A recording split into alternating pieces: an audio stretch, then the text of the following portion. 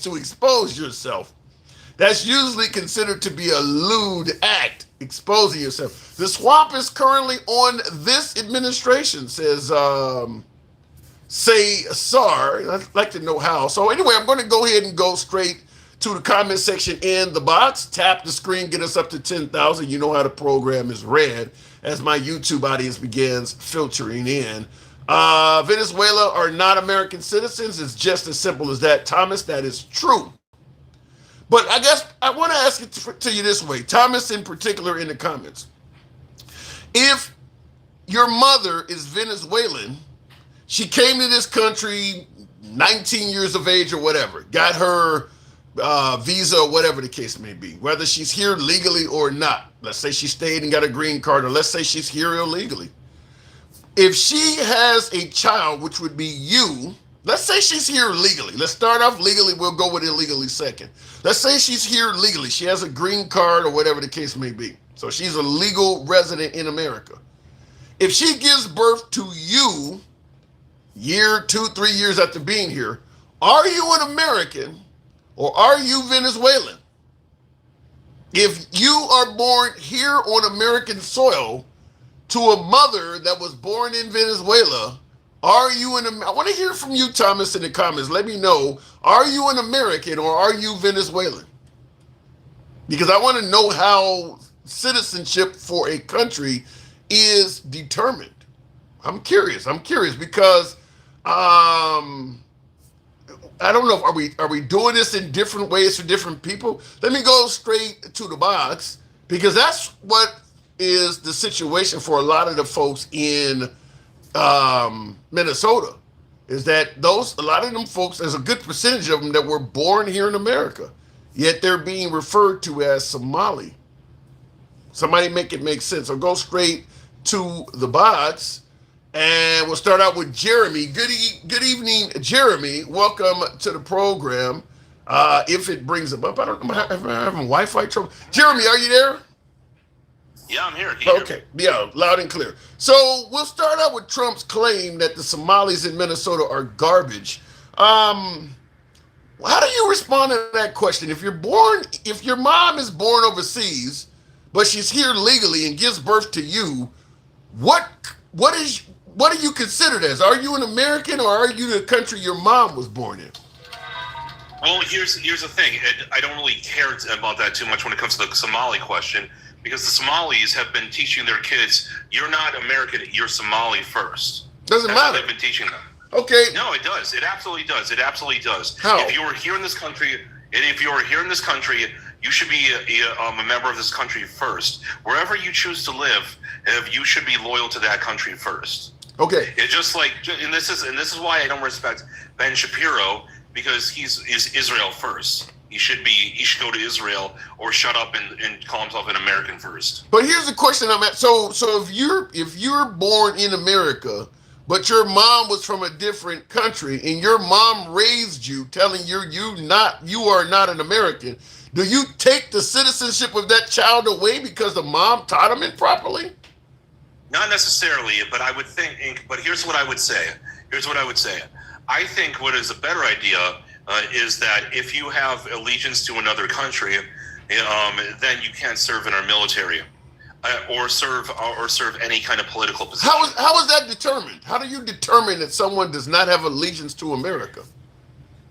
Well, one way is you could look at their actions. So if their actions are treasonous, they should honestly be executed or deported. I mean, because Trump says Democrats hate America, for instance. Do you believe that Democrats should be executed or deported? That's an exaggeration. He's just being hyperbolous, and I don't care about him anymore, because he's maybe the leader of the Republican Party, but he's not my leader.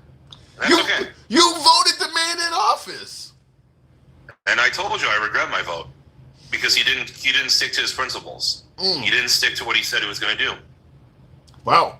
So, I mean, because I get what you're saying about not having allegiance to America, but I thought we were a free country. So you have to have allegiance to the country or you can't stay? Or you can't, no. You can't serve. You can't serve in any capacity in the country. Yeah. Even if that sounds like, but they're doing a good thing. you don't know that they're safe to do that good thing. Like, you don't know that somebody who has allegiance to a foreign military or a foreign country is going to be the kind of person you want to put an M16 in the hands of. You don't want to do that. So then, like the Afghans that worked with the USA when we were over in Afghanistan, and we got Hispanics that join our military. You're saying none of that should be allowed? You shouldn't be allowed to pledge allegiance to any military that you are not an allegiance to the country of. So, and that's why I don't favor the French Foreign Legion. I don't have it. Like, I understand, I have respect for what they do, but I don't respect the concepts. Mm. And I'll go even further with this. Okay, this is something I wanted to talk to you about a few days ago, but unfortunately, you weren't able to bring me up on time before I'll just be honest, I got bored and left. But what do you got? The scams that these Somalis have been pulling with Medicare fraud, that has been going on for a while now, okay. and also the feeding our futures is where they basically fed nobody and actually sent its money overseas to Al Shabaab, which is a wait a minute, hold on. I get that, but are we doing this from a standpoint of we like some groups and not others? I mean, think about the Italians that came to this country. Mafia, mob, they were sending money back home to Sicily. They were robbing people, doing all of this. Far worse than what you're accusing the Somalis. They were actually terrorizing towns and things like that. President Trump likely worked with many members of the mafia to get buildings and things built in New York. We didn't tell them to go home. We didn't accuse them of any of this stuff. They were doing what the mafia was doing on the streets of Chicago, the streets of New York, the streets of Philadelphia was significantly worse than what the Somalis are doing.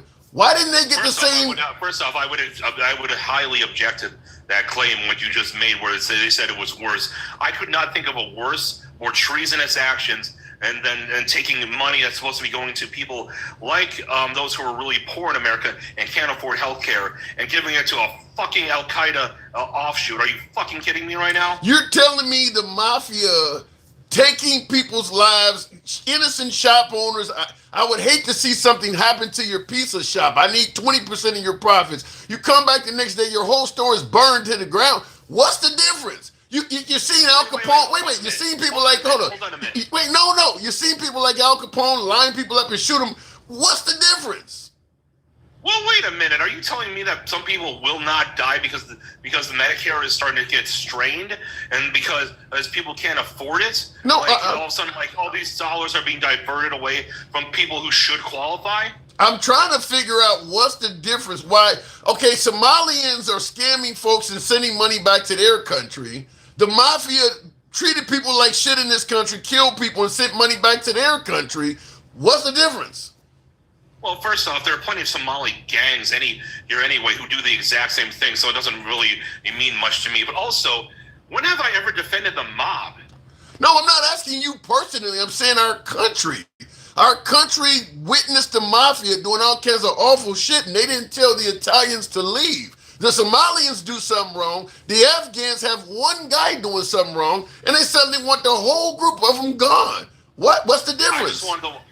I just want the ones that are guilty gone.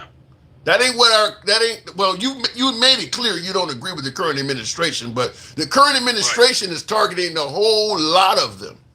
The whole group. Yeah, and I don't believe in painting people with a broad brush, but here's the thing, Tim.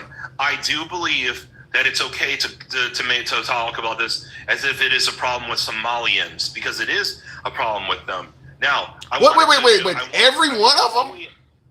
No, but them as a collective, as a culture. How? Because when they come over here in rapid numbers and they're not forced to assimilate within a certain amount of time, which most of them don't. They don't. I'm sorry. It's just a fact. What group of people? Yeah, but what group of people that come to America has been forced to assimilate? We've had a lot of groups of people come over the years. Who's been forced to assimilate? Oh, you know what? I'll say this right now. Despite my grievances with the mob, despite how much I don't think that they were a good thing and that the mobsters that did come over or who started committing those crimes should have been deported the second they started committing crime, A lot of Italians were forced to assimilate, and the Irish especially were like so heavily discriminated against that the only way that they could really get accepted is from assimilation. Well, actually, they were not forced to assimilate. The difference is, unlike the Irish or the Italians you're suggesting, the Somalis just said we'll stay in our own community, just like the Native Americans did. The Italians and the Irish you're talking about, they wanted to be part of a bigger, corporate America. They wanted, like the Irish wanted to be on the police force and stuff. You're not forced to join the police force, but if you do, you gotta assimilate. Yeah, but that's what I'm saying. There were cultural, and indirect legal pressures to assimilate. They were not so that they're allowed to just like do whatever they want. Like they ring, like they make the call to prayer like 5 a.m. in the fucking morning. Like, I'm sorry, I don't give a shit. I don't give a shit. Okay, they like at some point, like I'm trying to sleep, you motherfucker. Okay, you want to call to prayer? I'll make you pray for something else. I'll tell you that right now. Make me lose fucking sleep. Okay, so you're saying, and you're talking about the situation in Dearborn, Michigan, where they have this siren that goes off at 5 a.m. It's a call to prayer. So what do you suggest? They should be thrown in jail for this? I'm saying, maybe make it so that way it's an alarm on your phone, like an app. And I don't care if they make a call to prayer in the middle of the day. Everyone's awake in the middle of the day. I'm talking about the average person and who needs a call to prayer. I don't care that Muslims pray 5 times a day. That's fine. Make it an app. Make it. So wait a minute. You said in the middle of the day you're okay. So what if they continue doing the same thing, but they said from now on we'll only do it from 7 a.m. to 7 p.m. You'd be okay with it then? I'd be more okay with it. I'd say it would still be kind of a pain in the ass. Then what is the difference? If that was a compromise they'd be willing to make, I'd probably shake their hand. What is the difference if they're doing it in the middle of the day? What is the difference between what they're doing and Catholic church bells or church bells going off in many towns? That happens. That's in the middle of the day, and that's loud as hell as well. Yeah, but I'm saying if they're doing it in the middle of the day, that's not a problem. You said you would be sort of okay with it, like it is somewhat of a problem. You said no. You said 7 a.m. to 7 p.m. Right? Would you be okay with that? I'd make it. I'd probably make that compromise. Okay. I'd take it. Right. I guess the quote, "Inglourious Bastards." I'd take that deal. All right, now we're getting somewhere, but you don't want it going off in the middle of the night. Look, I can kind of understand. I seen the comments. Me Too says caller is mighty racist. He's referring to you. Says, isn't he an immigrant? Hold on, hang on. I'll let you respond. He continues on by saying, is he not an immigrant himself? Does he believe he makes the rules? What say you? I assimilated, motherfucker. Looks like your brain didn't assimilate to reality, though. Well, what is your definition of assimilating? Assimilate means to copy and adopt principles, customs, and traditions of the native culture and people. Natives? Did we hear natives? Are you suggesting that the Native Americans would agree that you have assimilated? When's the last time you did a rain dance, Jeremy? I mean, put on some good music. I'll bust a move right now. You ever been to a powwow? A snow dance. You ever been to a powwow? No, but actually, I kind of want to go. I'm not. Unironically, I actually kind of want to go to one of those. You don't sound like you've assimilated. I'm not hearing assimilation in this. Yeah, but here's the thing: we conquered the United States, so we get to make the rules. Well, maybe they're. And by we, I mean I'm talking about the founding fathers, and so I assimilated into what the founding fathers conquered and set up as the rules. Well, maybe they're conquering it in their backdoor way. Remember, the founding fathers came over here as immigrants portraying friendship, and then they secretly did what they did from behind the scenes. Maybe that's what's happening with some of these other groups. They're taking a page out of the founding fathers' handbook. Yeah, maybe. And here's the thing: I, for one, think that it's wrong to just conquer another people. But I think once it's been done, it's kind of like you can't put the genie back in the bottle. Like if it's like multiple generations, like 5th and 6th generation, you've got a country. It's what it is. You should teach it in school and teach the history and be like, this was not a good thing, but it is what it is. You can't put the genie back in the bottle. Well, and I don't disagree with that, but when you conquer the country, people that were already here are still here. You can't expect them, like the Hispanic community, for instance. You know, a large portion of America used to be part of sovereign Mexico. We're expecting those people, now that we've taken over the country, to assimilate and speak English and all this shit. They're still in the same city. I haven't moved. You just took over my fucking town, and now you want me to start acting like somebody who is from England. We've always been here. So in some cases, Yeah. it might be a stretch. Yeah, and again, that's the thing. The conquering part was the wrong part. But getting people to assimilate eventually into the native country, well, I'm sorry, it's got to happen. This happens in European borders all the time. Europe's maps have changed thousands of times over, and people adjusted. People adjusted. And you want to know the most base country on earth, Poland, still doesn't allow for a lot of immigrants to come in because they're like, you guys will choose to break in and not assimilate. That's not true, right? That's not true right now. Poland, I think, is taking in more Ukrainian refugees than any other country in that area. I think they're taking in 2 million people. So that is not the case anymore. Most of the Ukrainian refugees from that war, Poland is where they're at. Well, you know what? Honestly, it's kind of like us taking in Canadians because they're so climatized. They speak a very similar language to us. You know, they speak whatever the hell old Canadians speak with their weird, oh yeah, you betcha, and all that crap. Well, I think due to the guy you voted in office, the Canadians are not going to want to come to America for a while. I got to move it on, though, Jeremy. I give you the last one. I do got to move it on, though. Before I go, I just want to say one more thing. I don't hate any one group of people for their color of skin. What I hate is behaviors. Okay, and if you behave right, welcome in, my brother. Anyway, see you around. Do you believe the Somalis are garbage, as Trump stated? Not as an entirety, but there are a lot of them that are acting in garbage ways. We'll have to have this conversation another time. Appreciate it, Jeremy. All right, folks, tap the screen, get the likes on up to 20,000. Certainly enough for you guys here if you let your thumbs not be lazy. Looking in the comments, they have infested Iran as well. What do you mean by infestation? Wow, that's a hell of a term. Isn't that what Trump said? They're like vermin or they're poison in the blood. Infestation. Yikes.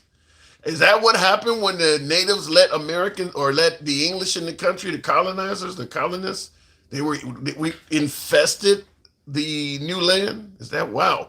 That's a harsh term. Anyway, looking in the comments, we'll continue on. I don't normally like to block folks, but when they're typing nothing, it is what it is. So moving on with the program, my three favorite people are Zeus, Handsome, and Takesha. Gregory Glover, I appreciate being part of that trio. Thank you for the acknowledgement. Dencal, good evening. Welcome to the program.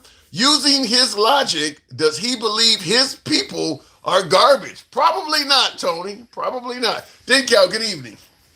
Good evening. Good evening. So you heard me and Jeremy going back and forth. I want to ask you something. I think I know the answer to this, but I did preface this in the beginning of the live because we're taking out boats off the coast of Venezuela. And, it's to stop, allegedly, from Trump's side of the aisle. It's to allegedly stop harmful chemicals, harmful narcotics from entering America. I brought up the idea from shows like Banged Up Abroad and I forget what it's called. Locked Up Abroad is what it's called on Nat Geo, where Americans get caught smuggling drugs in other countries. Would we accept instant execution for Americans caught smuggling drugs into other countries, and that country just simply telling us, we caught one of your citizens smuggling drugs, we can confirm he was executed at the airport, but due to an ongoing investigation, we're not going to provide any evidence that he was actually carrying any narcotics at all, not to mention zero due process. Do you think we would accept that?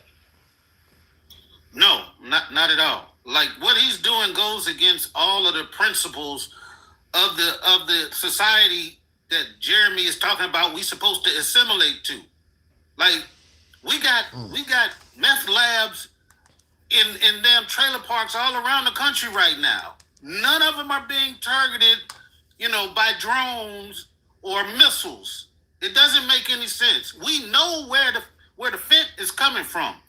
We know where it's coming from. And it ain't damn Honduras and it ain't damn Venezuela. It's coming from China. So why aren't we bombing China? Exactly. That's what I'm saying. That's where the hypocrisy comes in. We sit here and listen to what they say, and then people like Jeremy come in and parrot it and say, yeah, what we doing is right. He's trying to stop, all these people from dying in America. That's not what they're doing. So let me ask you this way: what the hell do you think is going on? In other words, okay, if you don't believe fentanyl is, you don't believe Venezuela is the number one producer or a major producer even of fentanyl, and you don't see it. So why are we targeting Venezuela? I got my personal beliefs about the whole geopolitical situation and their oil and his dedication to the oil companies. I don't know if you remember when he was running, he asked the oil companies to give him $1 billion and he would champion their interests. I think I remember him saying something. He said that on TV, didn't he? Yes. Yeah, yes. I remember that. I mean, it was controversial, but yeah. And now guess what? Their interest is those oil fields that they used to control a long time ago until Venezuela started saying no and tried to nationalize their oil fields. That's why we've been fighting with them ever since. Now he has an opportunity to fulfill his campaign promise to those people, and he's using the United States military, but he's doing it under the impression that it has something to do with drugs when we know it doesn't. So this is nothing more than a smash and grab. Yes, and also a lot of that stuff has to do with crypto and how some of these third world nations like Honduras had actually named, like Bitcoin as their national reserve currency and all that kind of stuff. That's why I think he probably released that Honduran drug lord. It's just a lot of geopolitical stuff that goes on. But what I do know is it ain't got nothing to do with stopping people from dying in America from overdoses. That's got nothing to do with nothing. Well, but let's be clear. It's not like you or people on your side of the hour are geniuses and all MAGA are stupid. I guess I'd have to ask, why does MAGA not see what you're seeing? What? Because they do believe that there's a ton of fentanyl coming out of Venezuela and what Trump is doing is justified. Why do you think you're seeing it totally different than the likes of MAGA? I don't think they really believe that. I think that they believe that the ends justify the means. I think they don't care like what he does along the way. As long as he does, as long as he's punishing the people that they don't like, they don't care what he does. They don't care why he's doing it either. They just say, well, he's getting people out of here. When they're literally, you just heard Jeremy say, well, the Somali people, how can you just judge a whole goddamn group, a whole damn race of people, just by simply because Trump got set up there in front of the world and said they garbage? Like, that's the most horrific shit we should ever want as Americans, is to hear the president, the most powerful man in the world, say that people from one specific part of the world are garbage, they're trash, they're nasty. That is horrific to me. The way he orated it was pretty damning. I mean, he said their country stinks. I wonder, has he been to Somalia? He said it stinks. Has he been there? It doesn't matter. It doesn't matter. Putting people in specific groups and calling them all something is just flat out wrong. Nobody said, just like you tried to make the explanation about, heck, the people in the mafia and stuff and what they did to this country, and they were running all major cities, and they were running prostitution, they were running, illegal firearms, they were doing it all. They was doing it all. And you can go into Little Italy right now and grandmama in the back making pasta. She can't speak a word of fucking English. That is a good point. I mean, there's plenty of Chinese here. Chinese. Go to Chinatown and talk to them.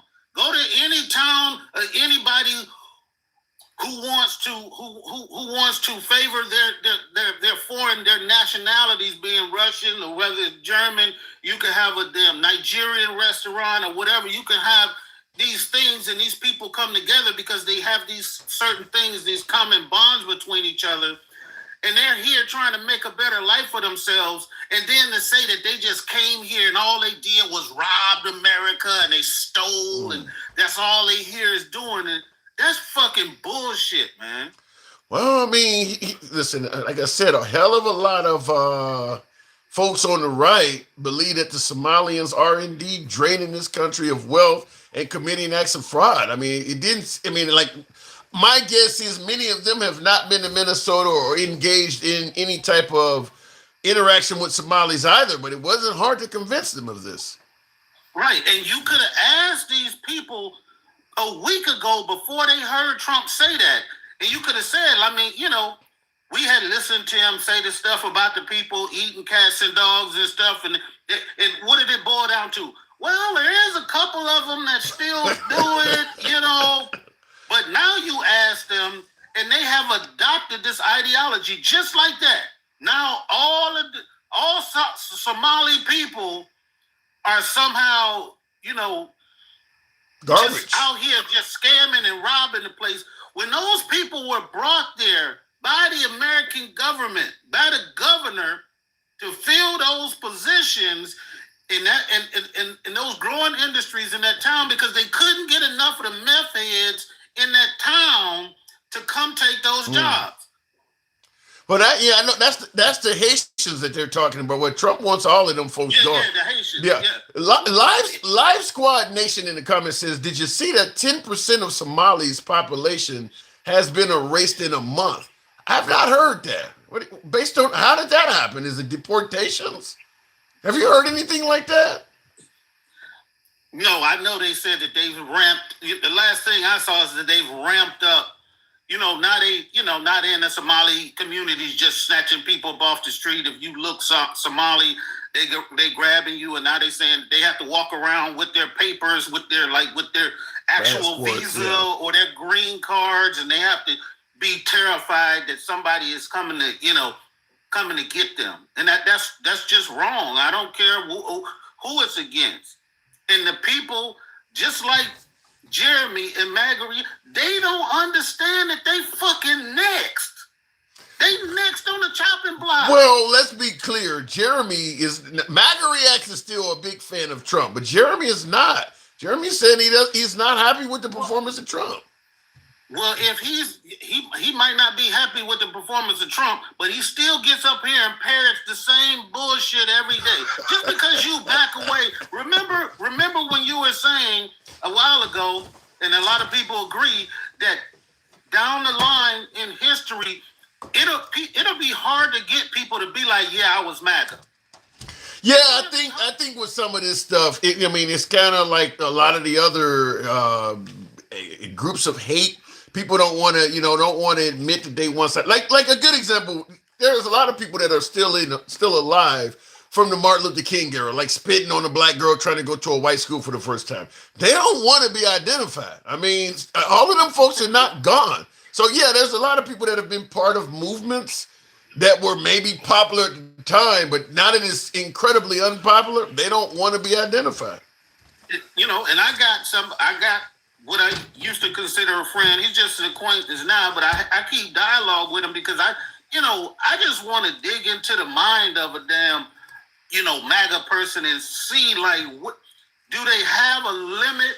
How far they will go, and just adopting anything he says, and it's like they don't. But guess what he's saying now? Well, I'm an independent.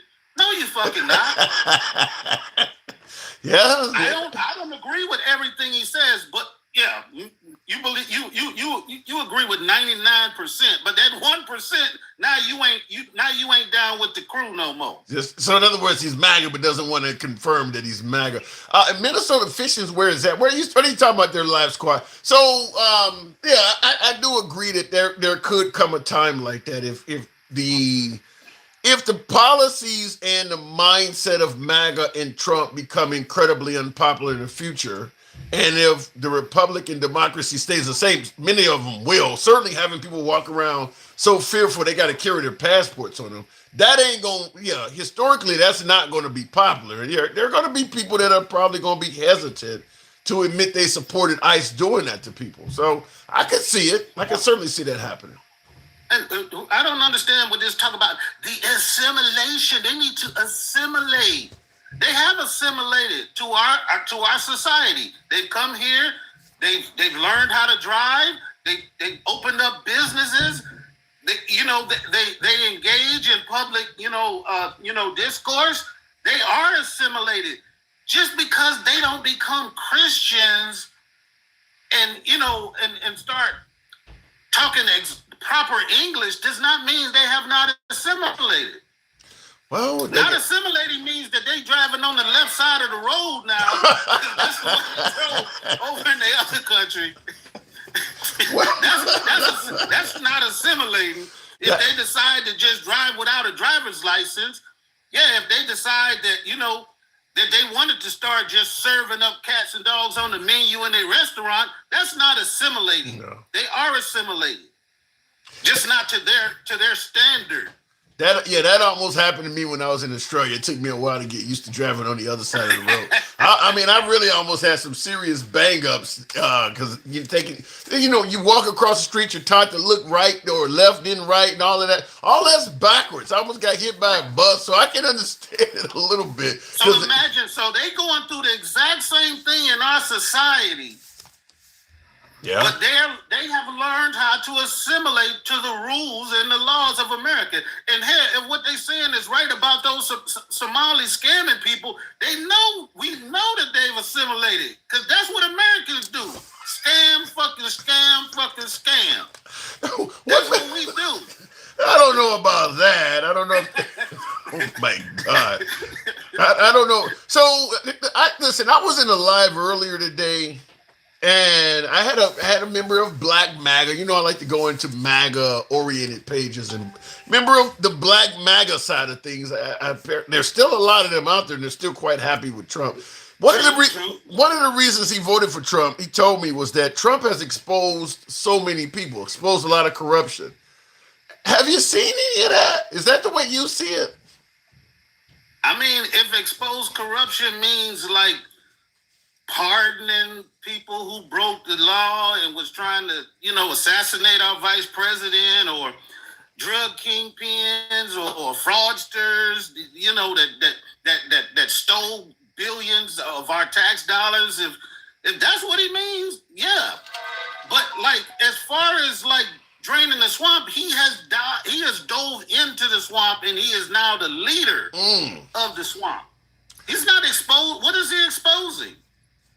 Who is going to jail? Everybody in his cabinet that's done something wrong, he just either ignores it, or says, I support it. No, even if it's illegal, he just says, I support it. He's not exposing anybody. Well, you make an interesting point, because if with the exposing of corruption, it probably would be a bit more credible if people were being prosecuted and going to jail for it. Like, for instance, election fraud. He talks about dead people voting, illegal immigrants voting, and things like that.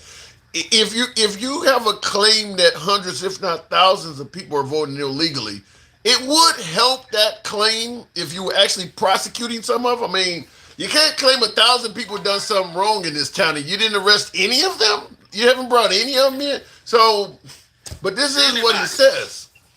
Not one person. Look, matter of fact, the woman that we have on videotape allowing those tech people to come in there and tear apart our voting machines and got caught red-handed, he's demanding the governor of her state release, pardon her. I thought we were for states' rights. Why would you tell the governor of a state what to do in regards to a part? That's obviously the opposite of states' rights. When you don't have the ability to federally pardon them, so now you're going to tell the governor to do it? That seems like it goes against. Threaten them. And most likely he's going to try to use federal tax dollars to threaten a man to release a woman that was caught red-handed on videotape. I don't even understand why we even having this conversation. We had a conversation about this Honduran, president. Why do you think that? That's a good point. Now, I want to get your speculation on it. The president of Honduras, responsible for 400 metric tons of cocaine coming into America, he received a 45-year sentence as of last June 2024. Served a little bit over a year of that sentence, and Trump has pardoned him, saving him 43 plus years in prison. So, why do you think that happened in the middle of a drug war? Because Biden, I'm just going to use, because Obama, that's what they do.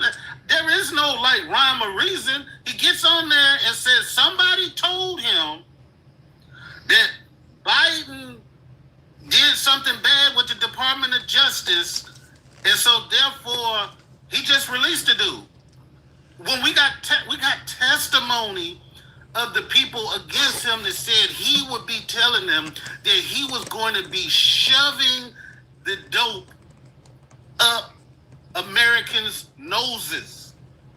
Shoving it. Now I had one of my friends who was MAGA, where I was debating him before I came on this live here, and he told me, listen, methamphetamines and substances like cocaine, they're not as lethal as fentanyl. So maybe that's why Trump's response towards fentanyl is significant, and there's really no response at all coming from Trump towards dealers and possessors of cocaine and drugs like methamphetamine, crack, and heroin. None at all, because suggesting that maybe it's because fentanyl is lethal and all this other stuff, which can be lethal. It just is not. It's not as instant as fentanyl.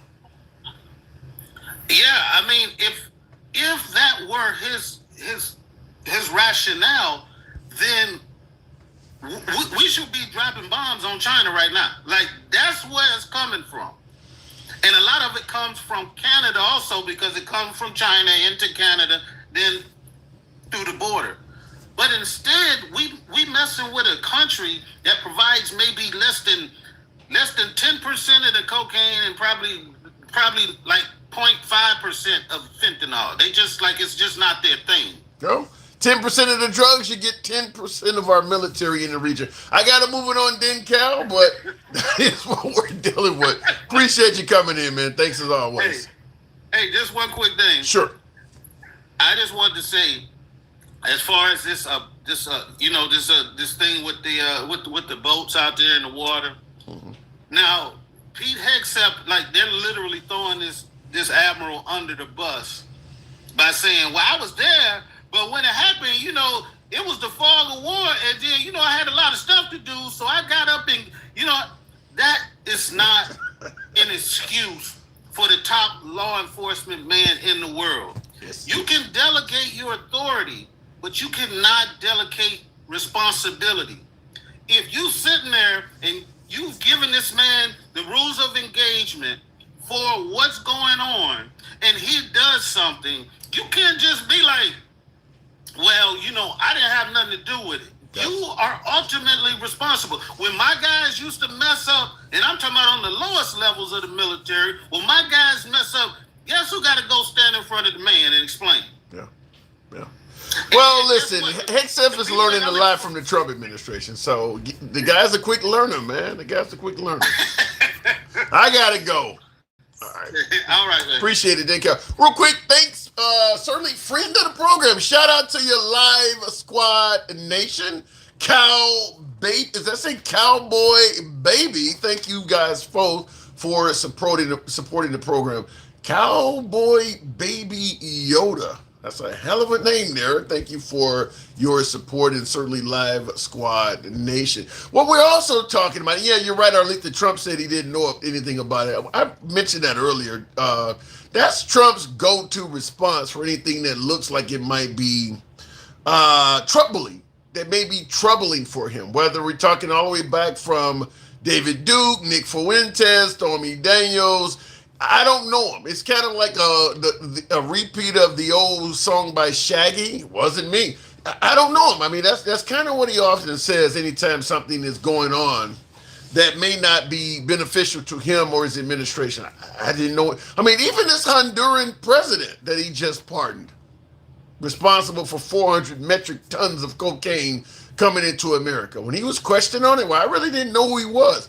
Why the hell would you pardon somebody you didn't know? He also said that about the Binance founder, who is responsible for a $2 billion deal with his own family. I didn't know who he was. Oh, you're pardoning people you don't even know who they are? I mean, he said that twice about two pardons already. But anyway, moving on with the program. Definitely not, but that's a weird response. I don't know what you were talking about, Live Nation. Tap the screen, get us on up to 40,000. Trump doesn't want to be on the record. That could be. That absolutely could be. But as my last caller stated, when you're in charge and people under your command do something that is concerning, or let's just be clear, somebody fucks up, you get blamed for that. You don't get to say, well, it wasn't me, because if they do something that is beneficial, you're going to take credit for it. If Pete Hegseth saves the day, Trump is going to take credit for that. So if he ruins the day, all of a sudden it's Hegseth's fault. So I don't know about that, and I certainly have a difficult time believing that Hegseth would witness the first strike on this boat. But then when the smoke cleared and the people were still hanging onto the boat and they hit it a second time, he wasn't around anymore.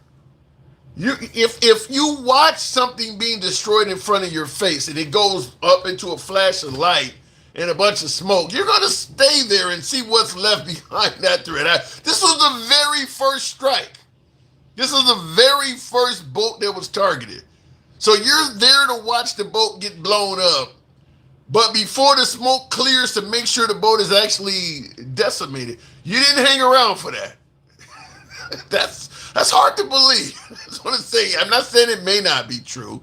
Maybe he has some other pressing event, but you're in a skiff sitting there watching. I mean, it's like watching, you see Obama and Clinton sitting there watching them go and take out bin Laden during the Obama administration, and Obama gets up and leaves in the middle of it. They haven't really found bin Laden yet. He just gets up and leaves. Hard to believe that you didn't somehow, some way see the end of that. That's kind of hard to believe, but he did say that. In the comments, user 443 says he had to run to the whiskey bottle. Yikes. Hegseth is not drinking in the office, is he?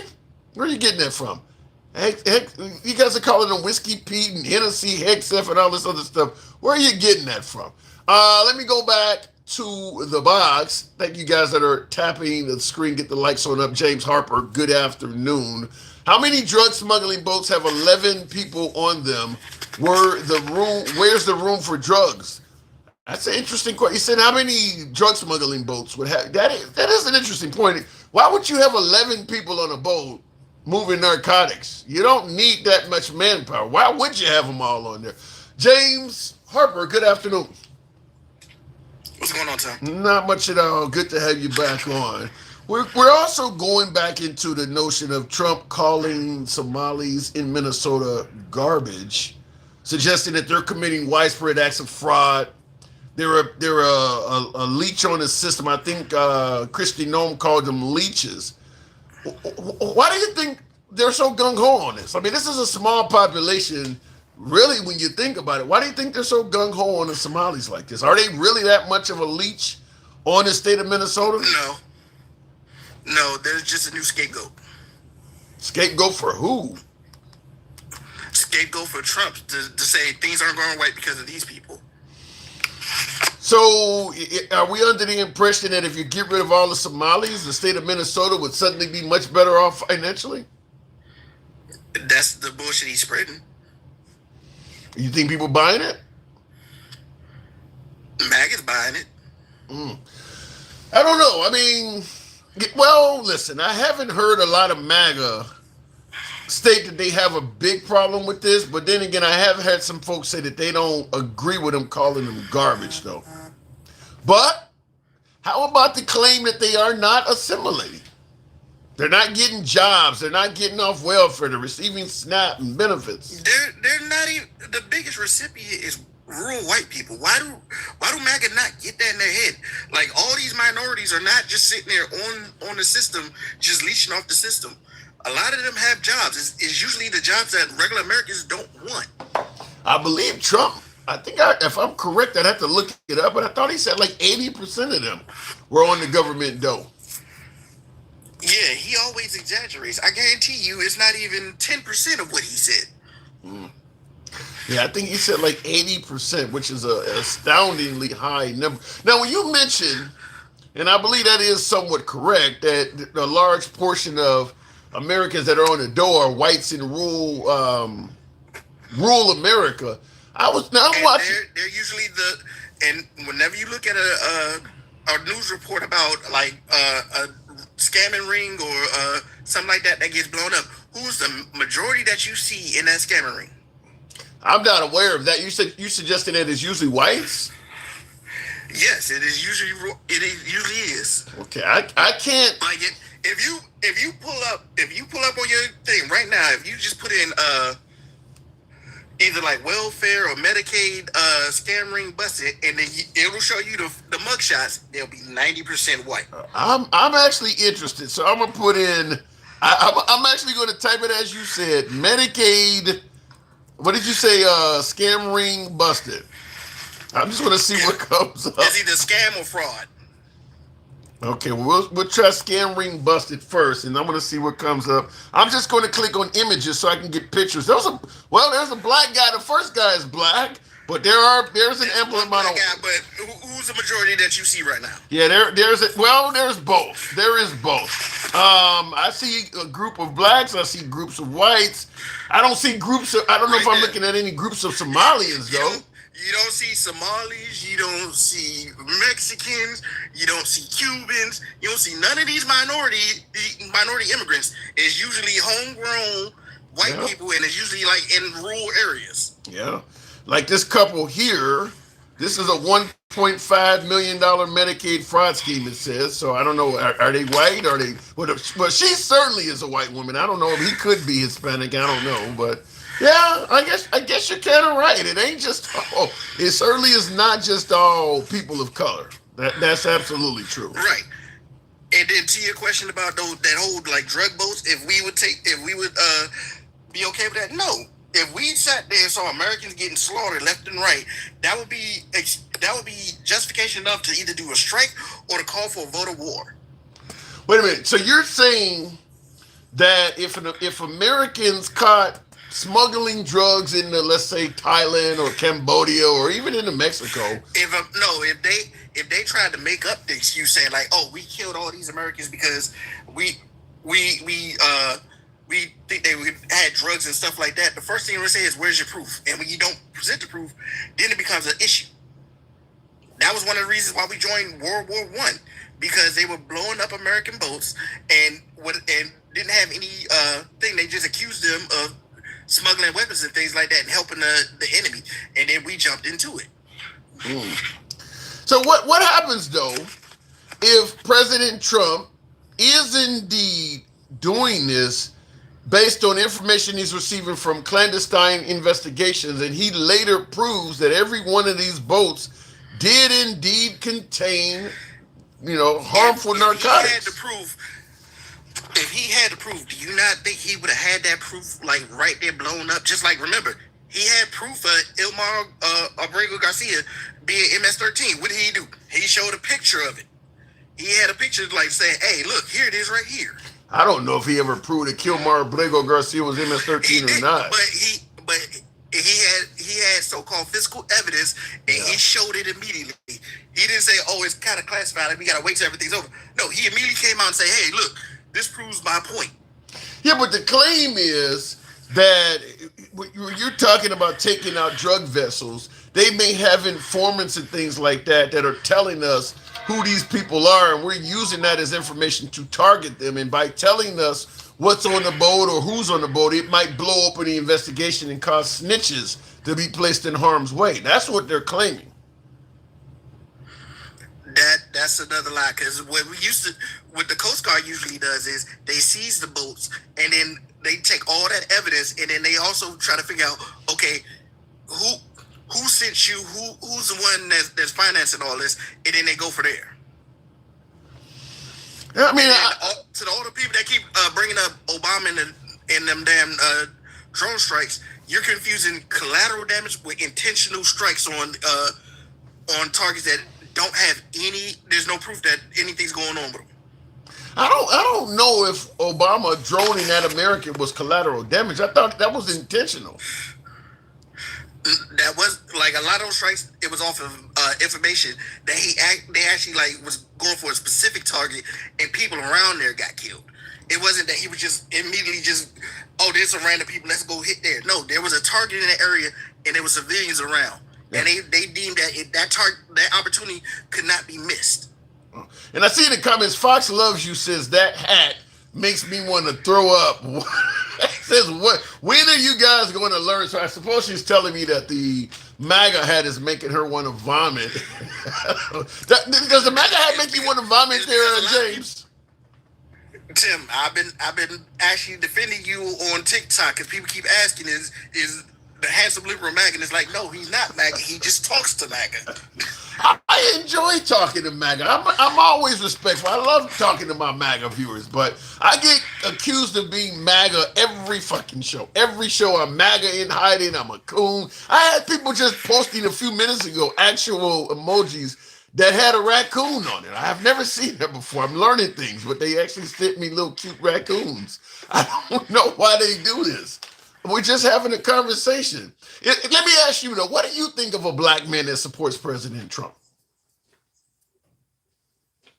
I think that he's trying to do what Jeremy says. He's trying to assimilate to white culture and all that, because if you actually looked at how black MAGA is actually treated by MAGA, you wouldn't try to figure out, like, why do you stay? Why do you stay around people who actively talk shit and disrespect you, not only behind your back, but to your face? How does President Trump himself, I'm not talking about his supporters, because supporters can say anything. How is President Trump himself disrespecting black people? He tokenizes them, and then, like, what he does, he gives them jobs that's supposed to be black jobs. Like, what jobs are black jobs? I mean, I heard him use the phrase black jobs, but I mean, he gave Ben Carson, the head of housing and urban development. That's not a. What was his justification for giving a celebrated neurosurgeon the job of Secretary of Housing instead of the Secretary of Health? I guess he was. It was because he lived in urban housing before. That was his justification, not because he's experiencing like the housing market and things like that. No, it was because he lived in the projects, so he should be in charge of the projects. That's a hell of a, and I think you're right. That's a hell of a way of doing it. In the comments, Fox Loves You says, I think it's stupid for a black person to support Trump. He says, because he still believes in slavery. Have you seen any evidence of that? That Trump believes in slavery? What I believe is Trump is an opportunist, and he knows what his base likes, and he will completely go with that the entire way. He won't denounce them for nothing. He'll be like, he'll rally behind them and let them believe that what they believe is the right thing, as long as they keep supporting him. You don't believe Trump, though, would condone keeping black people in bondage, do you? This coming from the man who actively would tell the Smithsonian to take things about slavery down because it's considered too woke. Yeah, but keeping people as property and chattel, that's a big stretch from taking shit down at the Smithsonian. You think Trump would actually do that? I don't think he would do that, but at the same time, the fact that he literally said out his mouth that Stephen Miller, if he had his way, everybody would look like him, instead of saying, you know what, that way of thinking is not right, I can't have you around me, says all that needs to be said about him. I'm hearing that the man has done more, and this is what the African American I was talking to today, the black MAGA guy, he was saying that Trump has done more for blacks than any president in his lifetime, and he had to be at least late 30s, early 40s. He was not a young guy. And I will tell you that man is the most delusional person that you've talked to, because he doesn't even realize that Barack Obama actually did things like the My Brother's Keeper program, which was actually meant to curb inner city violence in cities like Chicago. Like, you didn't see Trump doing that. In fact, what you saw Trump doing was he would take away stuff that was supposed to be beneficial to black people until somebody says it's a good PR stunt. Then he reinstates stuff that he already took away. That's the only thing he's done. What has Trump taken away that would be beneficial to black people? The funding for the HBCUs, he initially took that away. Yeah. Until people came up to him and talked about it. Then he reinstated it and said, "Oh, look, I'm making it permanent." When no, what you did was you just put the money back that was already allocated to him. And then what makes it worse is Biden put more money into it than Trump did. And then what happened? All those policies that Biden put in there, he started taking that shit away. You know, the crazy thing is you often hear Trump getting credit for HBCUs and you never hear Biden getting credit for it. So people, I mean, you often, go ahead. The main thing that they want to keep saying about Biden was the crime bill. That crime bill that he did years ago. But whenever you talk about like Trump and like the tax cuts or when he mismanages COVID and things like that, they're like, "Oh, you can't hold him to that."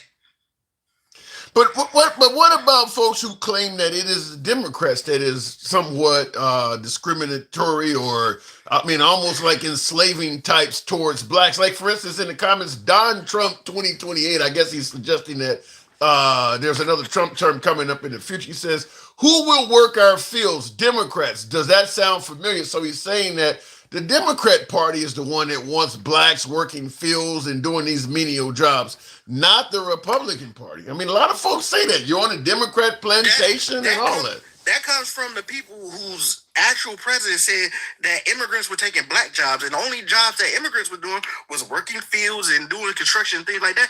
The small jobs that normal Americans don't want to do. Yeah, generally, yeah. Go ahead. You got to also remember, like, whenever they talk about the Democrats, they talk about all the shit that Democrats did, like, way back in the beginning of the country, when Democrats were actually conservative instead of they were actually being the liberal party that they are today. Because back then, Democrats were conservative, Republicans were liberal, until what? The Civil Rights Act. That's when the party started doing the switch. A lot of folks on the right do not believe a party switch took place. They believe that's bullshit. You want to know why? Because if they believe that, then they have to accept the fact that the negative things that they say about the Democrat Party is now going on with the Republican Party. Yeah, it's amazing. I mean, I don't think I've ever talked to anybody on the right that believes a party switch took place. It's amazing that the difference between. Okay.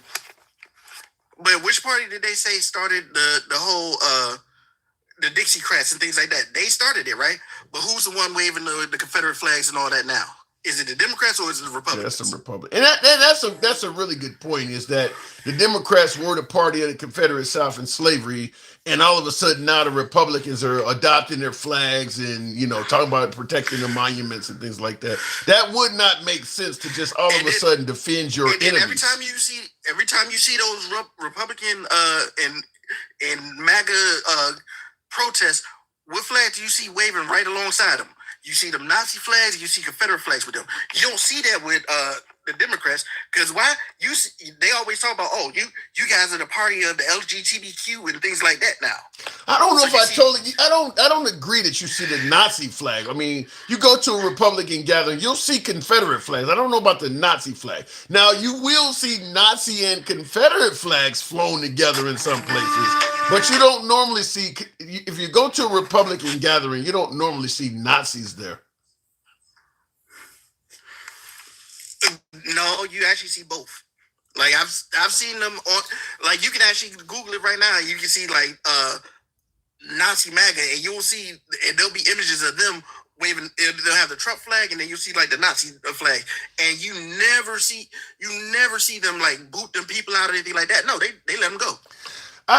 Like I always say, I've been to a couple of Trump rallies. I don't think you could have showed it with a Nazi flag. You could have showed it with a Confederate flag, but I don't know about a Nazi flag. You look in the comments right now, like all the people with that like great replacement theory and things like that. Who's the main ones that white nationalists and racists? Well, they do have a right-leaning point of view. There's no denying that. I mean, when you look at what the left stands for and what the right stands for, it's pretty safe to assume that if you're going to be racist, at least towards minorities, because I believe anybody can be racist. I'm not one that believes blacks cannot be racist. I believe anybody can be racist. But if you are white and you're racist towards people of color, the statistical probability is astronomically high that you're going to have right-leaning principles. You're not going to be racist towards minorities in Democrat, because that's the party where all the minorities are affiliating with. So that part doesn't make any sense. But I gotta move it on there, James. Hopefully I don't see any Nazi flags flown at a Republican gathering. I haven't seen it yet, but that would be concerning. All right, Tim. But yeah, like I said, that's how they are. And then you said like MAGA's not dumb. Okay, we won't call them dumb. We'll just call them gullible. Because anything that Trump comes out of his mouth with, they automatically accept it like it's gospel. But if you try to sit there and point facts to them, they'll either say that the facts are wrong or it's fake news. I can't argue that. And there's plenty of folks that are like that. James, appreciate you coming through. By the way, folks, tap the screen, get us on up to 50,000. This is certainly uncensored free speech. That's what we always do. We are MAGA friendly. We don't get as many MAGA guests. We certainly enjoy talking to them. We don't block, ban, or censor you when you come up. Doesn't matter what your political affiliation is. Alter ego. Appreciate the help your boy out, you folks. Help your boy out. Thank you, Alter Ego, with those TikTok caps, helping your boy reach that goal. Thank you very much. But yeah, we don't block, ban, or censor. We go left of Bernie Sanders to I'm having dinner with Q. Everyone gets to speak, regardless of your political affiliation. There is no censorship on this program. Been doing it 4 years. We don't even have a moderator here, so understand that. And I'll tell you this, because you often hear that the left is all about cancel culture and the right is free. I only generally go to right-leaning outlets when I'm not here on my own. I get banned all the time. In fact, it happened to me today. The black MAGA person I'm telling you about now kicked me off the program when I said something he didn't like. Went against his opinion, boom, I get muted. I get all of that shit. So don't ever let someone tell you that only the left cancels, censors, or blocks. I know for a fact it happens a lot on social media coming from the right, because I only go on the right, and it's a lot of them folks will do that. MGD versus MJA. I don't know what those acronyms stand for, but thank you for your support, Mr. Walter. Thank you as well. What's right or left? Well, you know what's right or left. Conservatives tend to lean right. Liberals, progressives tend to lean left. Republicans currently are what represents the right. There was a time when Republicans were progressive, but they're not now. So that's what we talk about when we say what's right and what's left. I was in that live stream. He deleted you. Yeah, Chris, exactly. I get that a lot. I mean, most of the people, certainly this is to my TikTok audience, most of the social media pages you see from folks that are on the right, I've been in there once or twice. Some cases, dozens of times. And I get banned, censored, muted. Happens all the time, cussed out. I don't do any of that to my guests. We don't talk down to any guests. You can be as far to the right, far to the left as you want on this program. That's what free speech is all about. In fact, that's the reason we don't have a moderator here. Most of the platforms I go to that are MAGA oriented, they have moderators. And the moderators lean right. So now you're not just trying to have a conversation with the actual host. The moderators are also censoring you because they agree with the host, and they don't. That's one reason why we started out from day one. We were never going to have a moderator, because moderators are just, that's bias. We don't do that here. Anyway, looking in the comments, truth sounds like hate to those who hate the truth. Sassy. That's deep. Truth sounds like hate to those who hate the truth, and most likely true. Most of the Democratic channels I go to have a moderator. I get censored or blocked on every one. Well, that is not going to happen. Get my grammar right. Red. I don't see what the rest of that says. Red 1277. That's not going to happen here, though. But yeah, most of these platforms, there's a lot of censorship, muting of microphones, all of that. We don't do any of that here. Let me go back to the box. Tap the screen, get us on up to 50,000. We'll go ahead and take the next caller at 50,000, if you will. We'll go to Gangsta. Trump said he'd get rid of property tax. Well, That ain't go. How could you get rid of property tax, Vince? MAGA reacts. You think Trump can do that? Now you're a Trump supporter. You think he can get rid of property tax in America? Not him. DeSantis is the one trying to do that. The governor of a state can, not the president. So there's no. So he's gonna. Well, how much longer does he have to go? He's gone in the midterms, right? DeSantis, Yeah. I don't know when he's gone, to be honest with you. I think he's at the end of his. I don't think he can run again. I think he's. I don't know. I don't know. He's at the end of his thing, but I don't know how long he has left. Okay. But in Florida, we got no state tax. No, the only tax we pay is sales tax, and we pay some fees when we register our business every year. I Where's pay like the- $600. Where's the money coming from? You guys get a lot of hurricanes in Florida. Where's the money coming from to take care of your state? From sales tax. That's the only source of income. I mean, and some other stuff, but we got no income tax. How much is your sales tax down there? Like 6%, 7%. If I'm in Miami, 7%. If I'm on Broward, is like 6.5. That's not that much. That alone covers all your roads, bridges, and everything. Yeah, I mean, we have some toll roads, but other than that, so they get money from tolls, but I think that mostly goes to the county, doesn't go to the state. And on top of that, he's trying to get rid of the property taxes, which is, I find, I mean, even I am not like for that. But yeah, it's kind of crazy. Like the state has so much money that they're lowering the taxes. And if we could do it, I don't get why California and New York and all these other places can't do it. I agree. If you can survive off of just sales tax and you don't have anybody paying, you don't pay income tax there either, do you? I mean, I only pay the federal income tax. Yeah. I don't pay there's no Right. state So if you're income not paying any state tax or coming and getting rid of property, if you can do all of that and still maintain that state, yeah, you're right. It would make California look horrible. It does make California look horrible. I mean, I think Texas is the same way. I mean, I think they have a little bit more taxes than us, but it's the same way. They got no state income tax. What happens if you fall on your face, though? Are there social programs in place to help you? Is there any social safety nets? Yeah, we got unemployment. We got all the same basic stuff. We just don't waste money on stupid stuff. What is stupid stuff? I don't know. I can't tell you off the top of my head. How about what Gangsta Grandma in the comments is saying? Gangsta Grandma in the comments is saying you're getting all your money from blue states. In Florida, I don't. Money for what? Blue state money doesn't go to the state. It goes to maybe the people, but I don't know. The Democrats keep saying that shit, and I never understood how that shit works or what they're talking about. Yeah, and Are they talking about the federal budget, or what the fuck are they talking about?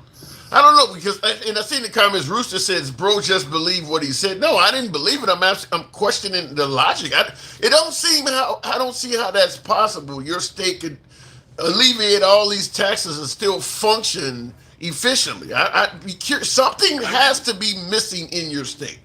I mean, these other states are not just cashing in on the dough. Something has to be missing for the residents of your state if they're not collecting taxes in all these areas. I was told to ask you about Saudi Arabia doing business with Miami. Are you aware of this? Okay, Saudi Arabia does business with everybody, but no, I'm not aware of it, and I don't even see why that matters. I mean, isn't that what Trump's trying to do, is get them to do more business with America so they could bring more money in? Well, But, you're right. They likely do business with a lot of different entities, but the fact is, I mean, I don't want to say, well, we talk about Khashoggi, we're talking about human rights and stuff like that. So yeah, they can help you make money, but what about if they are a bad player? We've also had no sales tax we've also had no income tax forever. Like, it's not something new. I mean, what we did, like, we voted for more like tax breaks on the property tax. I remember that was one of the things we voted for last election, to increase the homesteading exemption. And but overall, we've had no sales tax. No income tax since forever. Like, it's something that's I'm wondering, because somebody in the comments mentioned Disney World. I'm wondering, because your state is heavily toured, like Vegas, for instance, that maybe a lot of your stuff is paid for by the amount of tourism that's down there. I'm wondering if it could be that, because we still collect sales tax, so yeah, we probably just make all our money off sales tax and maybe tolls. I don't know. I gotta look into that. I want to see how Florida actually makes this money versus California. But it's got to be. But even still, they're trying to get rid of property taxes. Yeah, but it's but like one even of my biggest expenses right now. Yeah, but even still, because I mean, California is also heavily toured, so you can't discount. If Florida can do this off of tourist dollars, California is a heavily toured state as well. So yeah, I mean, I'd have to see what Florida's doing that makes them so special, because a lot of folks do favor the Florida economy. A lot of DeSantis got a lot of fame from that. I mean, they do see California, like Gavin Newsom, the first thing he gets hammered on is the high taxes of California. Now, your state is going up, though, because so many people are moving there, right? The cost of living there is going up. Yeah, it's all because people are moving in faster than we could build it, but we're building it. It's not like California where they're not building shit. There's new stuff going up every fucking day. But there's way more people moving in because...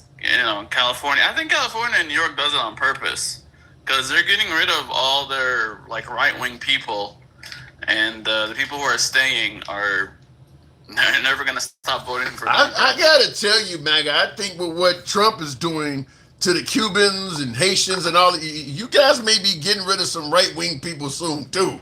I think some of the right-wingers in your state may no longer be right-wingers. I don't see that ICE shit. I mean, there's people afraid and maybe they're not out at working like they used to be a little bit. I'll admit that. But overall, I don't think ICE is as bad as you're saying.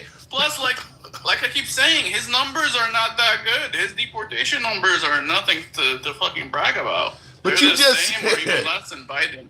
You said I understand people are afraid and maybe not out working a little bit like they should. That should tell you something. That people are so scared they're staying in the fucking house. That should tell you something. That's on the news and anything. Huh? They're on the news. You got Trump deporting just as many people as Biden. Less people than Biden.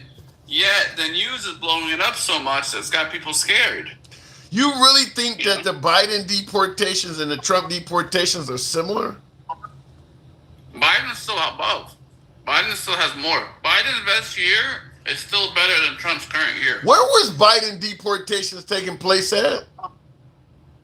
I mean, all over. No, they were not. They weren't going at Home Depot and grabbing people at actual court hearings and shit like that. It was happening at the border. Biden's deportations, even if they were more, even if Obama's were more, they were not in the manner. They weren't smashing out car windows on television when Biden and Obama was doing it. I mean, Trump's deportations are taking place in inner cities and things like that. Specific targeting of major cities. That's why it's getting more attention. I mean, I remember Obama's deportation being that bad.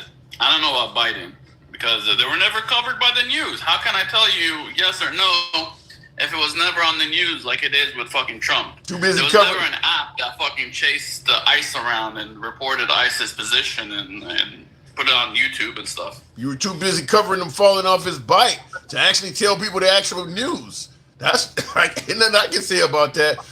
Tim don't believe. How about this? Real Talk says Tim don't believe Bastard reacts. He ain't shit. Oh my God. Misinformation and lying. Tell me something I'm lying about. They didn't list one thing I lied about. Fucking King Finn got on here. It's like, oh, what a liar. They didn't list one thing I lied about. Well, What am I lying about? I'm not for sure if you're correct about Biden's deportations. I mean, once Trump's term is done, you're saying Biden has more deportations, but Trump's only been in office some months, where we're comparing to 4 years of Biden. I think Trump wanting 3,000 per day is going to greatly exceed what Biden did. You said one thing. Actually doing is different. As far as I know, this year is nothing special. Every time I've looked at the numbers, Biden hasn't beat, and Obama definitely hasn't beat. How about what Yo C Mom is saying? He says Biden deportations were not performative showboating theater like Trump. How about that? That's a good point, I think. I agree with her. I mean, that's what Trump does. It's not really about actually how many people he's deporting. It's about seeming tough on illegals. So the illegals think twice about, he wants them to be afraid. He wants them to be afraid to come in here illegally and to come legally. So yes, and I think that's a good thing because the rhetoric is more powerful than the actual deportation. Yeah, but Same with blowing up the drug boats. Same with most of what Trump does. The rhetoric is sometimes more powerful than the actual result, like the action. Yeah, but you're saying that Trump wants people to be afraid to come here illegally. Almost all of the shit he is doing now has nothing to do with illegals. I mean, he's talking about getting rid of the Haitians, their temporary protected status. They're here legally. He's talking about what he's doing to Somalis. They're here legally. He's talking about getting rid of the Afghans. They're here legally. Most of the people he's talking about getting rid of now are all here legally. Actually, I was going to start the live by telling you how mad I am at you because you fucking lied to me last... I fucking lied. What did I lie about? The whole time you're talking about, oh, Trump is hateful. Trump hates the Somali. Trump hates the Somali. But not once did you mention why he said the things he said. I played him fucking say. Go ahead. They were talking about this huge fraud ring that defrauded the fucking state of Minnesota's SNAP or something, or they defrauded the state of Minnesota for like $1 billion, and that's why he was mad, and that's where all that rant started from. Okay, look, because, you think the Somalis are the only group of people that defrauded the state? I mean, you don't go off on all white people because Bernie Madoff defrauded a whole bunch of people. I mean, there's a whole lot of Somalis. Wait, hold on. Wait a minute. You would agree, I submit, that many Somalis had nothing to do with what you're talking about, right? No, but listen, there's only 180,000 of them, maybe two something, but like 40% of them are on welfare. That's not defrauding. They had a huge welfare ring that involved a ton of them defrauding the fucking state of Minnesota and Tim Walz. You believe 40% of Somalis in Minnesota were involved in welfare fraud? 40% out of... No, I said 40% are on welfare, which is what Google said. I think Google said like 48%. So if you're on welfare alone, that justifies calling you garbage? If half your population is on welfare, yes. And I know like what the left likes to say, white people make up the most welfare recipients. Okay, but it's not half of them. So what about the other half? Half the people. That was 1 out of 2 Somalians you meet is on welfare. Okay. Or unemployed, according to this. So if I got a job every day working, but half of the people that came with me do not, that means all of us are garbage, including me. I mean, hopefully everybody's working and contributing to society. That's how society fucking survives, by everybody working. There is no group of people... If you're not contributing and you're taking out welfare and living off, other people, then yeah. There is no group of people... Times, but I've never even collected any kind of welfare. There is no group of people where everybody is working. Every category, Muslims, whites, blacks, Hispanics, Chinese... I agree with you. So why do you... Half of them? Yeah, I mean, you guys keep saying that we brought them in to take these jobs, which I think you're confusing the Haitians with the Somalians when you say that. But, we brought them in to take the jobs, yet half of them are unemployed. I don't actually believe what you're... Well, first of all, I think it's even if it was half... Google how many Somalians are on welfare. I'd be curious to see. In the United States or in Minnesota. Okay, I'm actually going to Google it. And like I said, I'm even if you're right, I still don't believe that justifies calling them garbage, though. If you don't have a job, that don't make you garbage. I mean, that's a pretty strong term to throw at somebody. No, but he was directly replying to the fact that they defrauded the state for $1 billion. They stole $1 billion. And on top of that, like I said, in the 2020 election, there was a huge controversy about the election, ballot harvesting within that community. That Elhan's little friend was going around harvesting like hundreds of ballots. He was on Instagram or on the Snapchat bragging how he fucking has 300 ballots in his car and showed videos of the ballots on his dash. Well, anytime I hear election fraud claims, the first problem I have is zero prosecutions. I mean, the Trump administration and MAGA also are always talking about election fraud, but yet nobody is being prosecuted for this.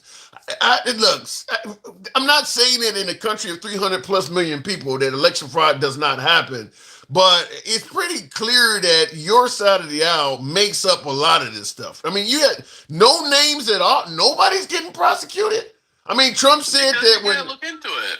I mean, you earlier the live, you were talking about Trump that has been- lady is in jail or got prosecuted for trying to look into election fraud by trying to look into that machine to see what's hacked. MAGA. Trump Which I came. don't support it. I don't think the machines were hacked. But she tried to look into election fraud, and she got she's in jail. Or whatever her Trump case is. has been claiming election fraud since he came down the golden escalator. At some point, you gotta produce. You can't keep saying I'm looking I into know, it. but it's really hard to fucking investigate because elections are sacred and they're protected. Then where the hell you getting your information from? If you can't investigate it, then what's making you say fraud is happening everywhere? Because whenever there's a close race, every little bit of fraud counts. When it's a big win, like the You last gotta election, produce. You gotta doesn't matter. produce. You gotta but when it's produce. like a close race, like 2000 and 2020, then it matters. And like I keep saying, you gotta produce. You can't keep claiming this stuff and not. I mean, even when Dr. Oz was running for Senate in Pennsylvania against Fetterman, Trump was claiming election fraud. Didn't produce shit. I mean, you gotta produce. You can't And keep. same with that lady in Georgia. What do you mean? It's very hard to prove. Well, then, in other words, it's very possible you might be lying about this stuff. If it's hard to prove, then it's hard to even know if it's real or not. It's possible you may be lying. This guy's like the boy that cried wolf. Every election he's concerned with has fraud in it, and he produces nothing. Because most of the time, it's better just to move on than to keep fucking looking into it. Because so far, everybody that tried to look into it has gotten screwed over one way or another. You can't make these wild claims over and over and over again and say it's hard to look into it, so I can't produce nothing. If either But you, there's no one trying to investigate it. Every time we say, "Hey, are you guys looking into this?" They're like, "Oh, there's no one ever got arrested for it. Why would we look into this?" no, Because no. you're not looking. It's That- like that's- the chick that's or the egg. absolutely- You have to look first to catch it, or do you have to catch it first, then you could look? That's absolutely not true. First of all, when he claimed the 2020 election was stolen, he had his own attorney general, William Barr, look into it, and the guy is quoted in his own book as saying that Trump's claims How long were did he bullshit. spend? How long did he spend on it, Tim? Okay, so now it ain't looking in it. It's how long it's done. He was in it long enough to say it was Tell me How long bullshit. he actually looked. The election was November 5th or November 6th. Okay. And then the results were given like a week later. And then the fraud stuff started maybe a week and a half later. And not even like, I don't even think it was a full month. It was like 2 weeks later, fucking, what's his name, quit and said he's not going to look into it, that there's no proof. Well, the They thing. literally barely spent like 2-3 weeks looking into it. And I really doubt they actually looked into anything. Well, because of how it's presented. If you're saying dead people voted, and I go, well, give me some names so I can look into it, and you don't have any names, what am I supposed to do with that? That's why he's saying it's Well, bullshit. You're the FBI. You're supposed to investigate. He's the head of the DOJ. He's supposed to actually investigate, and he's the one that's supposed to give us the proof. But if you're You know? saying dead people voted, give me what's making you say what city, what neighborhood? Look, I don't believe that people voted. I don't believe the machines were hacked. I think I don't know. I don't have the proof. I wish I had the power to investigate. I would, but I don't have the proof. And if we keep going, we're gonna get fucking, All right. Well, we're gonna I'm get just simply saying reported. that. I'm just simply saying that the head of your Justice Department comes back and saying it's bullshit, and your response is, "Well, he didn't look into it long enough." I mean, in 2 weeks and he's quit. How are you gonna find what crime can you investigate in 2 weeks? look. Name one crime that was investigated, open, and shut. How in hard 2 is it to weeks. find out if a dead person voted? How hard is it to find out if the machine switched votes? But that's not what you had to do. You had to look through all the fucking votes. You look through all the demographics, make sure the demographics make sense. You have to verify some votes. You have to interview people.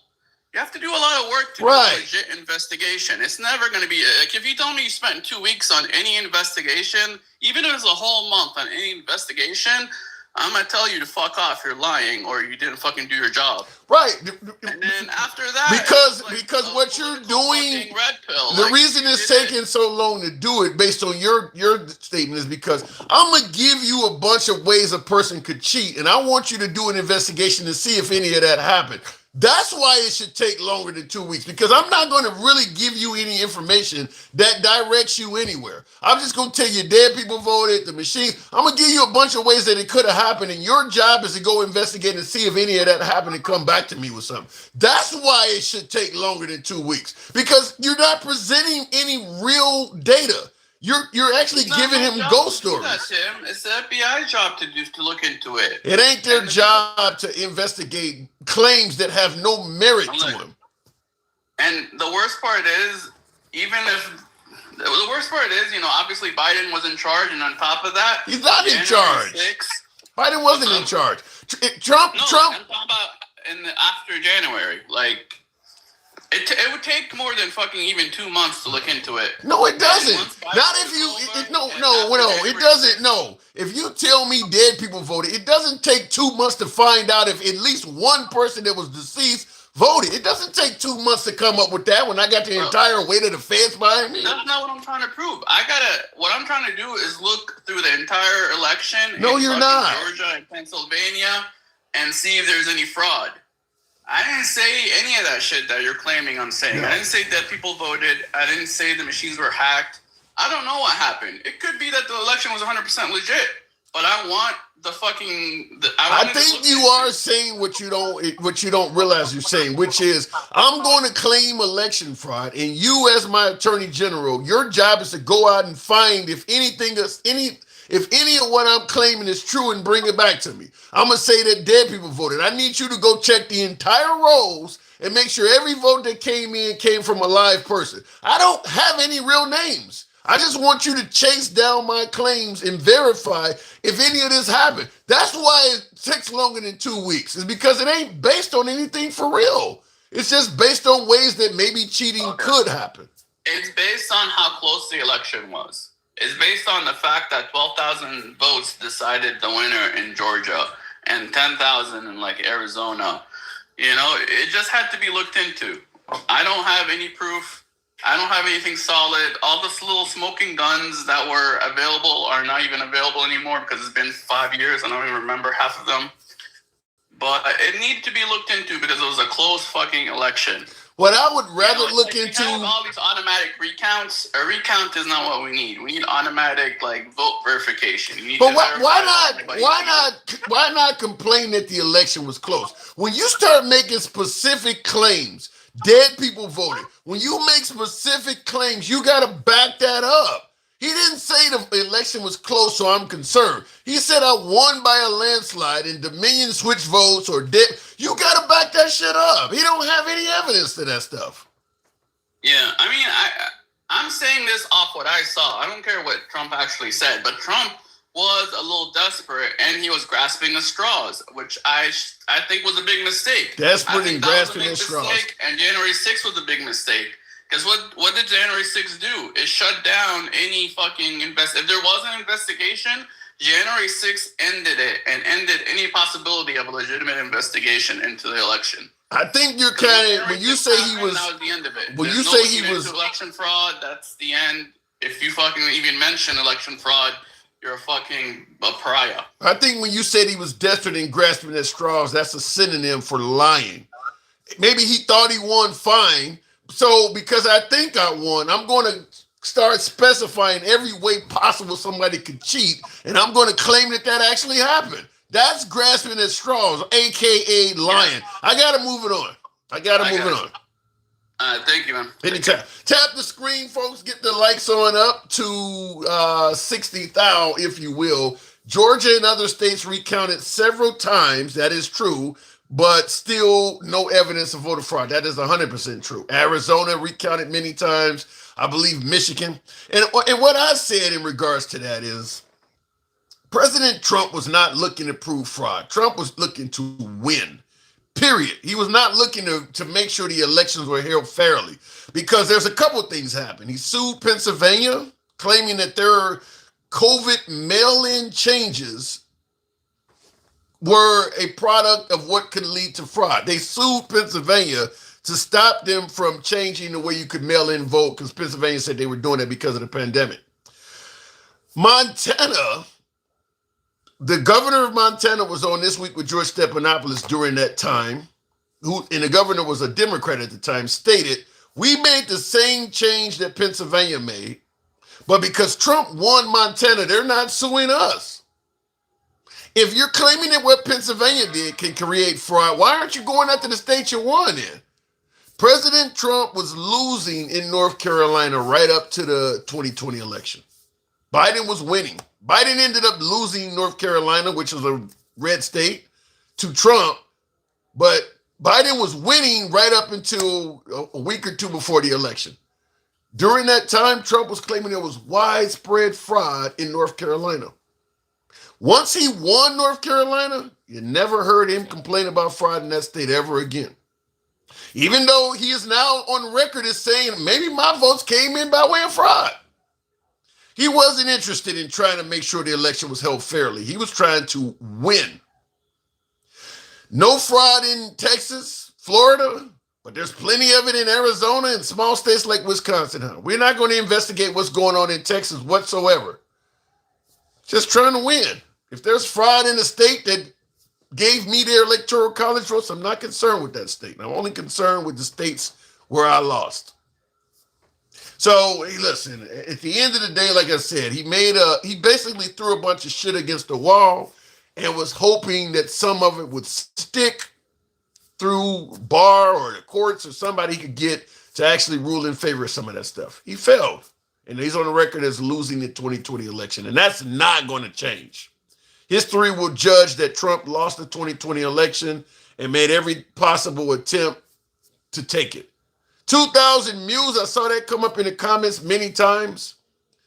The producers of that documentary or whatever the hell it's called, they've already admitted that stuff was not accurate. They've already admitted it, that was not any type of know-all, show-all, that Trump was cheated out of the election. And I watched 2,000 Mules like 6 times. We've done many shows on it. 2,000 Mules is not, the reason 2,000 Mules is problematic is because they point out stuff that doesn't look right, that looks suspicious, or that might be cheating, but then they make the assumption that it had to be done by the Democrats, as if it's impossible for a Republican to cheat.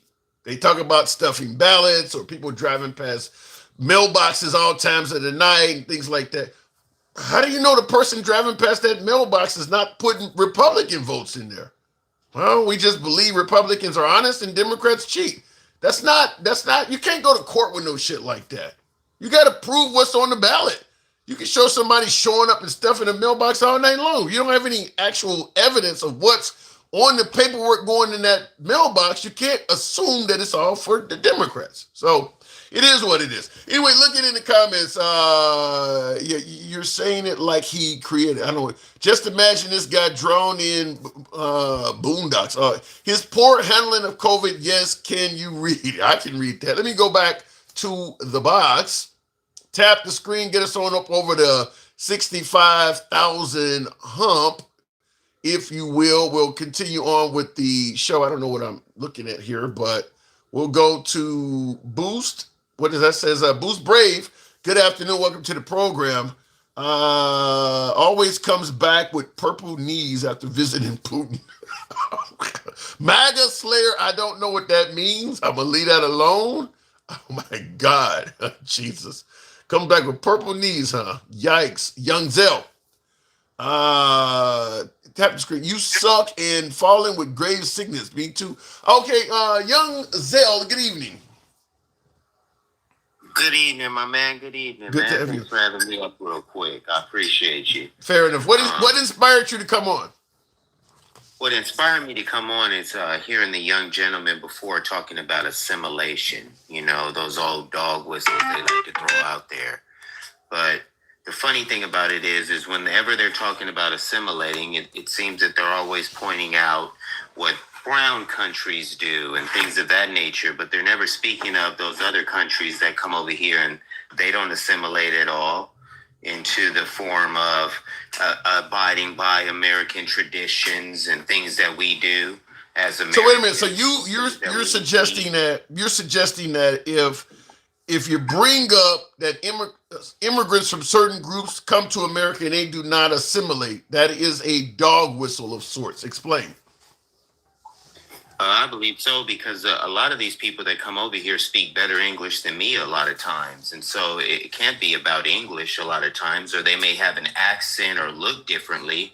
And so their form of assimilation is assimilation to what they are used to, the way they're used to acting and being around people. If they act a different way, then they feel that, oh, you're not assimilating properly. And to me, that is just a dog whistle, because no one should be forced to conform to the way other people want them to act in a quote unquote free country. So we always quote that and say, hey, we're a free country.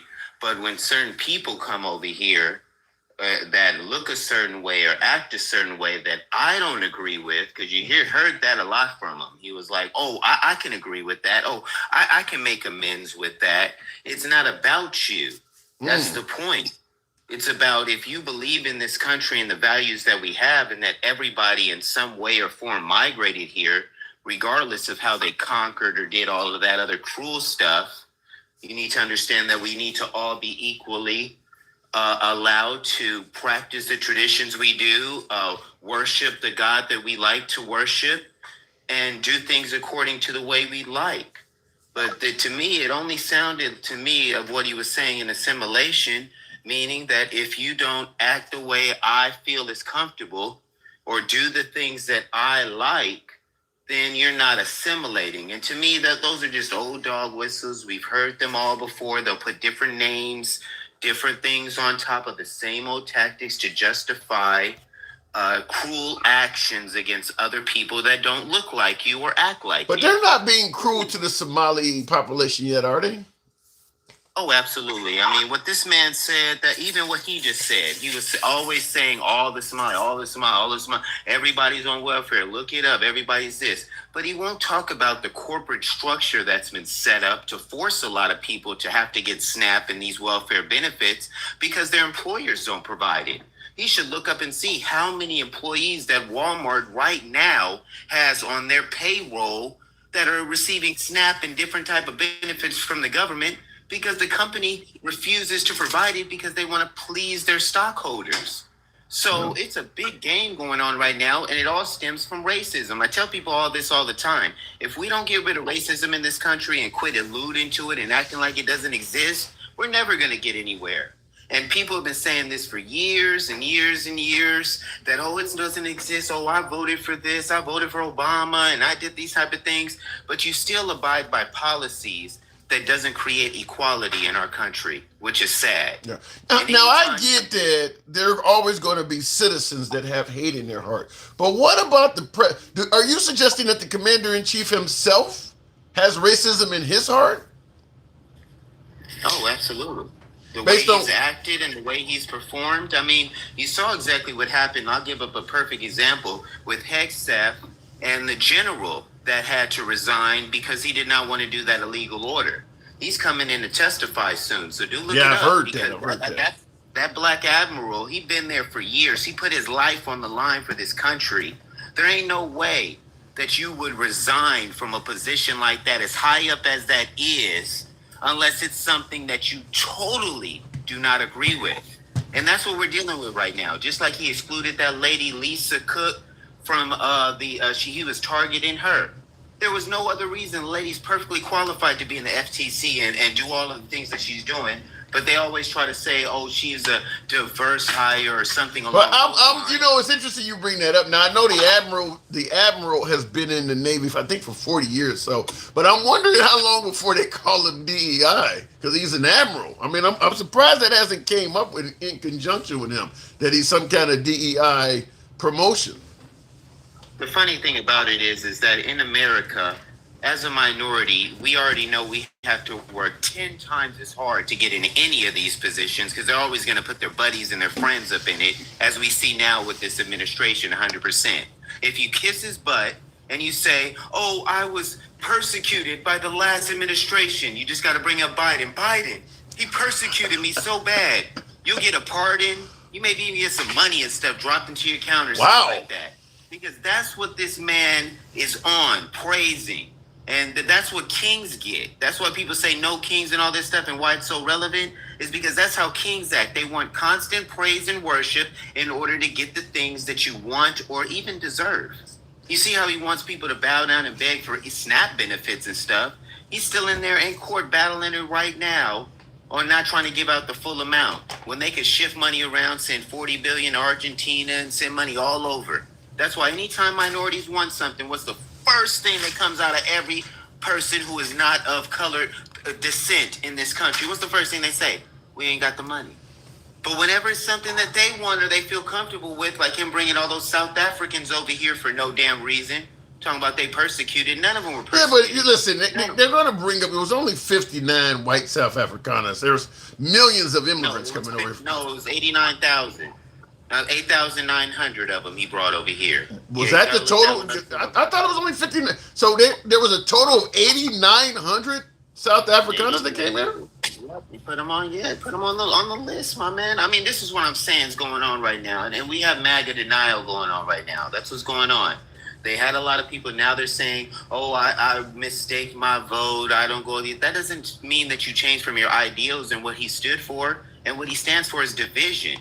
He's the most divisive president that we've ever had in this nation.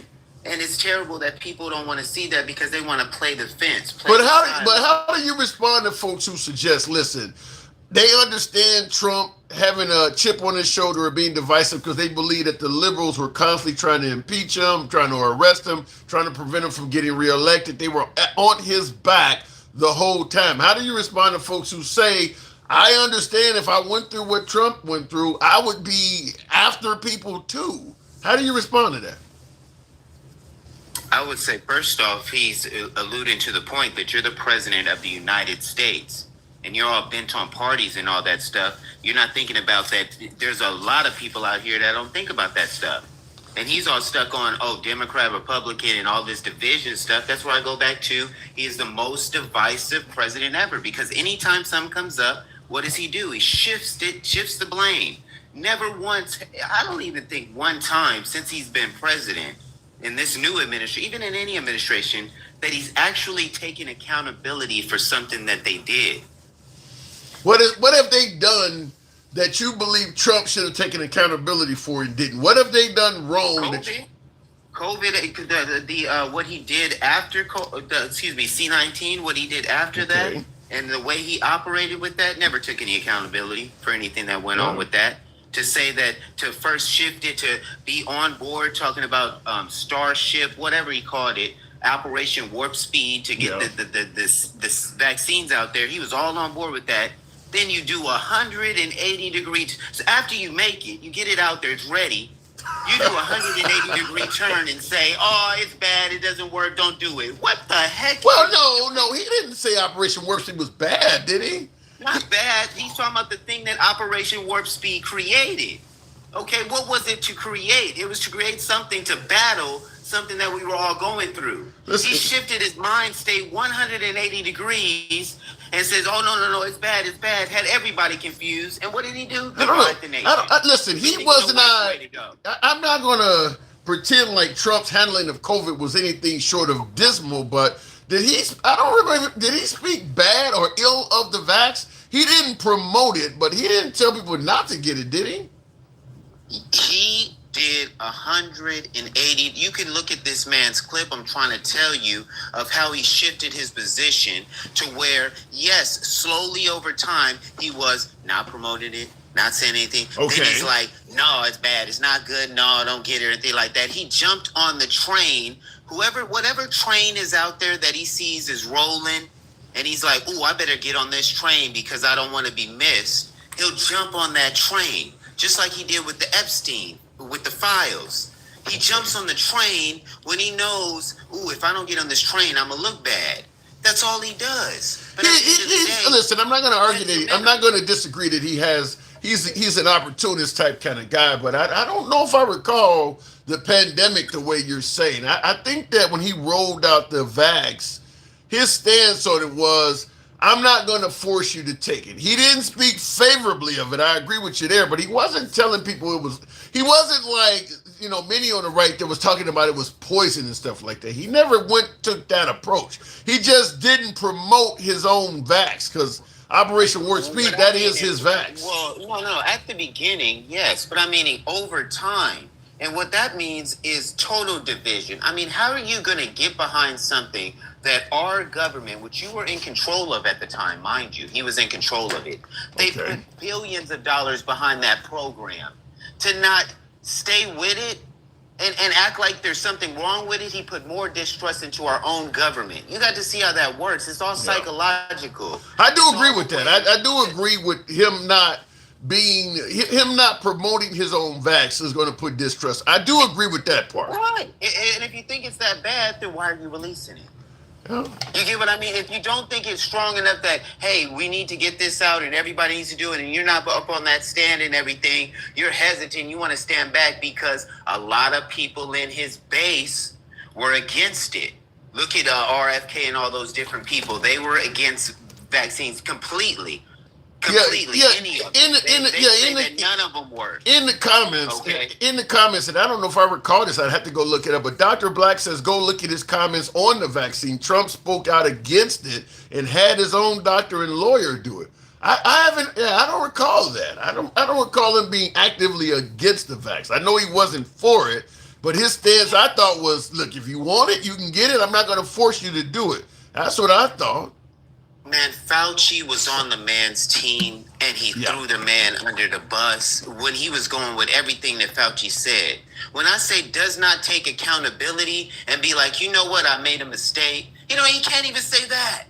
And that's what I'm saying on what he's teaching our youth. I've had a lot of people say that, like, dang, it's hard for me to support this guy because how can I tell my son that it's okay to speak to women like that and call them piggy and all this stuff in professional sense? How can you support this? And I keep trying to tell him it has been this way since the beginning in this country that sadly my white brothers and sisters will not take accountability for what they did. They always want to point the finger at everybody else. Right now, migrants are the problem because I don't have a job and I don't have things. Instead of blaming the robots and all these billionaires that's pumping money into stuff that has nothing to do with us. If they put that same amount of money into our communities, it would look beautiful in this nation, like in all the other ones that are doing that. But I gotta push back on you in the worst sort of way. Please do. And I'm sure I'm going to be accused of fluffing and probably hated on by many of my minority listeners. By the way, folks, help your boy get that TikTok cap goal. Feel free to do so.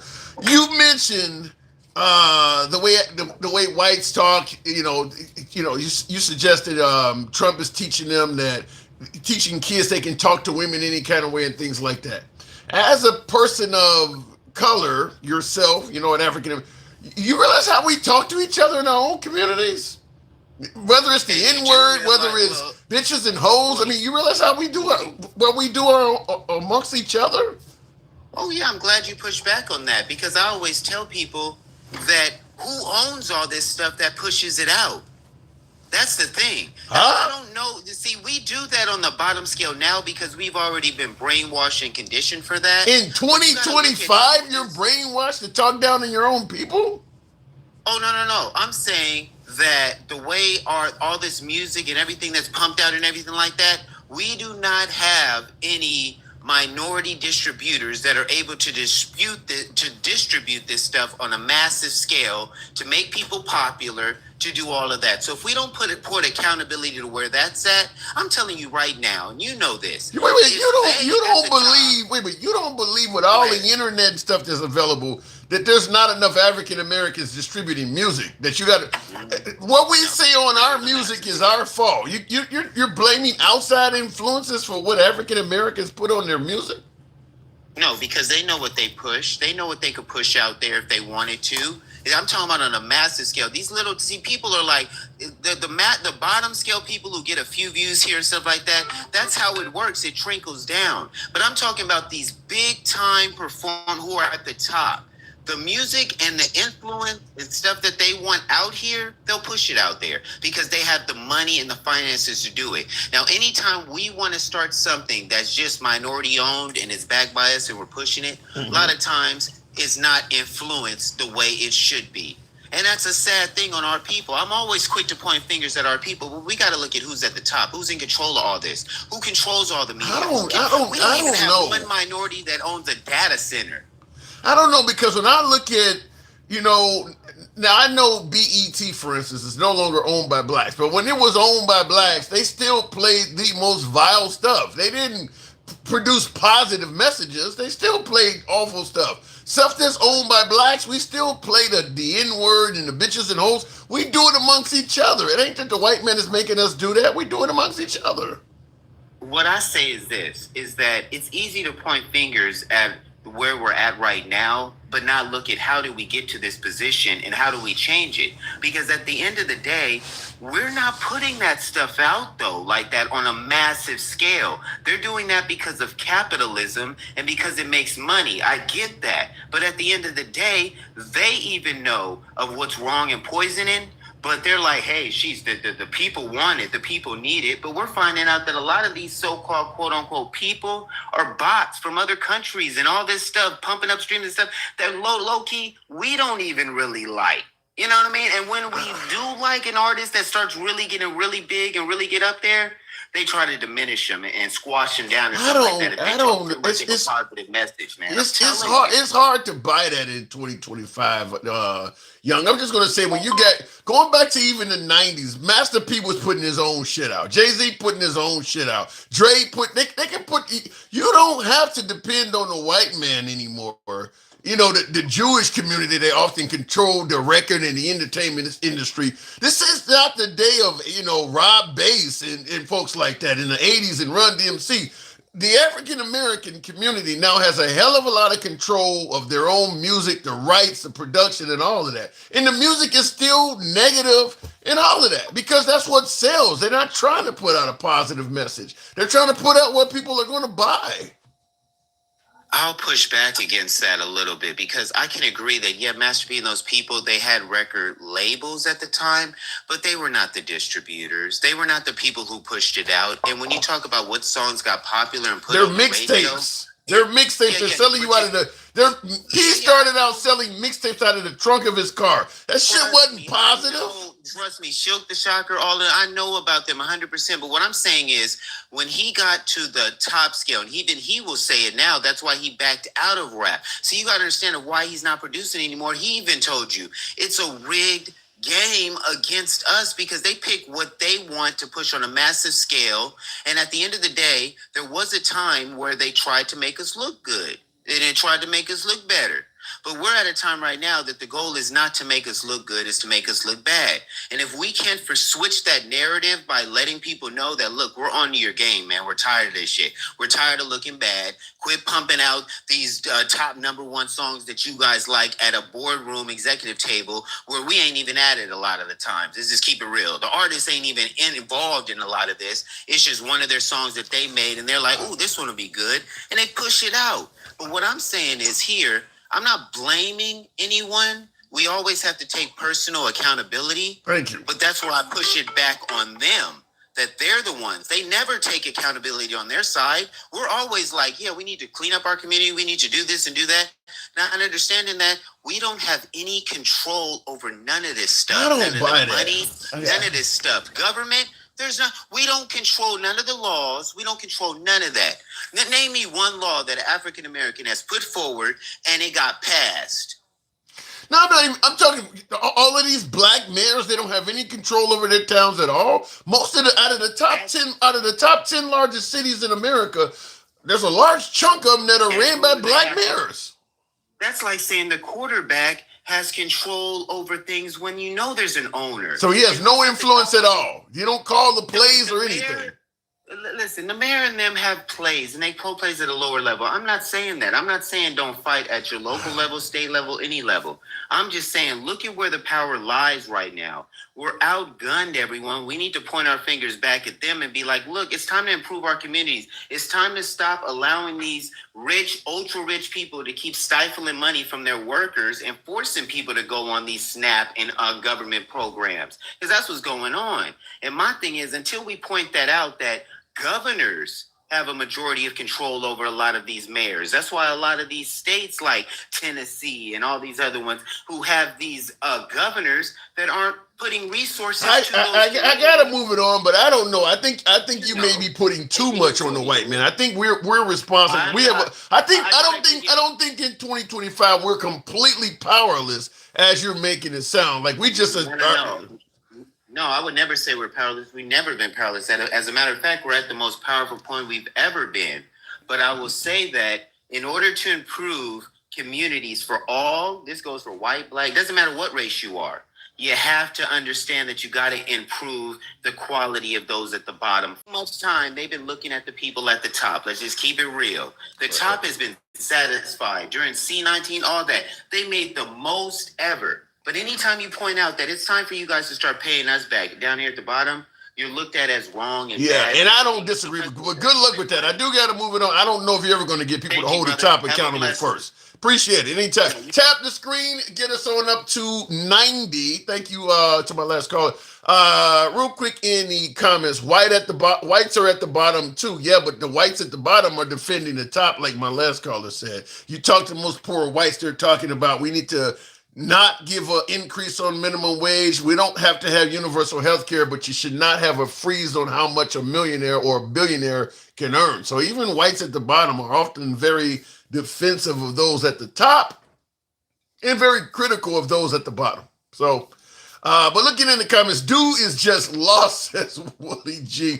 The whole conversation wasn't necessary. Sorry, says me too. Well, sometimes things spin off. But what I want to ask you folks is what I asked at the beginning of the live stream, getting back on topic, in regards to these vessels being blown up off the coast of Venezuela. A whole lot of my folks on the right, my beloved MAGA, favors what Trump is doing. They believe President Trump is defending American shores from harmful narcotics such as fentanyl from entering this country. So be it. What I asked, and I use shows like Banged Up Abroad, another show called Locked Up Abroad, which I believe used to be on Nat Geo. It may be still on it. You can go on YouTube and type Locked Up Abroad or Banged Up Abroad and watch tons of episodes. This program featured Americans crossing international borders and being caught smuggling drugs. The show was called Locked Up Abroad, because they would be going abroad and they end up getting locked up after being caught smuggling drugs in another country, usually for money purposes. Some drug dealer or something like that promises you can make money if you just carry this package or this suitcase or whatever the case may be into this other country. What I'm asking you folks is, I'm inspired by what's happening to the Venezuelan boats when I ask this. If another country told our embassy in that country, we just caught a couple of your citizens smuggling drugs into our country, and unfortunately, we have already executed them at the airport. They didn't get any due process, and because there's an ongoing investigation, we cannot prove to you that they had narcotics in their possession at all. Would we be okay with that?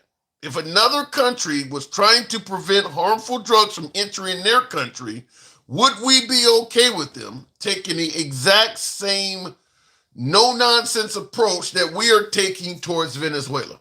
We caught some Americans at the airport, ran a routine background check on him. The guy seemed nervous. We had him do an x-ray. We seen 22 vials of drugs in his intestines. At that time, 1 round to the temple. He was executed at the airport. But they don't tell you they seen it on an x-ray. They don't even tell you any evidence whatsoever that they found drugs. They just tell you somebody had drugs on them, and we have since executed them. There was no due process. There was no opportunity for the individual to defend himself in a court of law, anything whatsoever. They're telling you they found drugs. They're telling you they solved it by executing them. Period. Would we support that? Would we be okay with that? Would that be acceptable if other countries did the exact same thing that Americans are doing off the coast of Venezuela?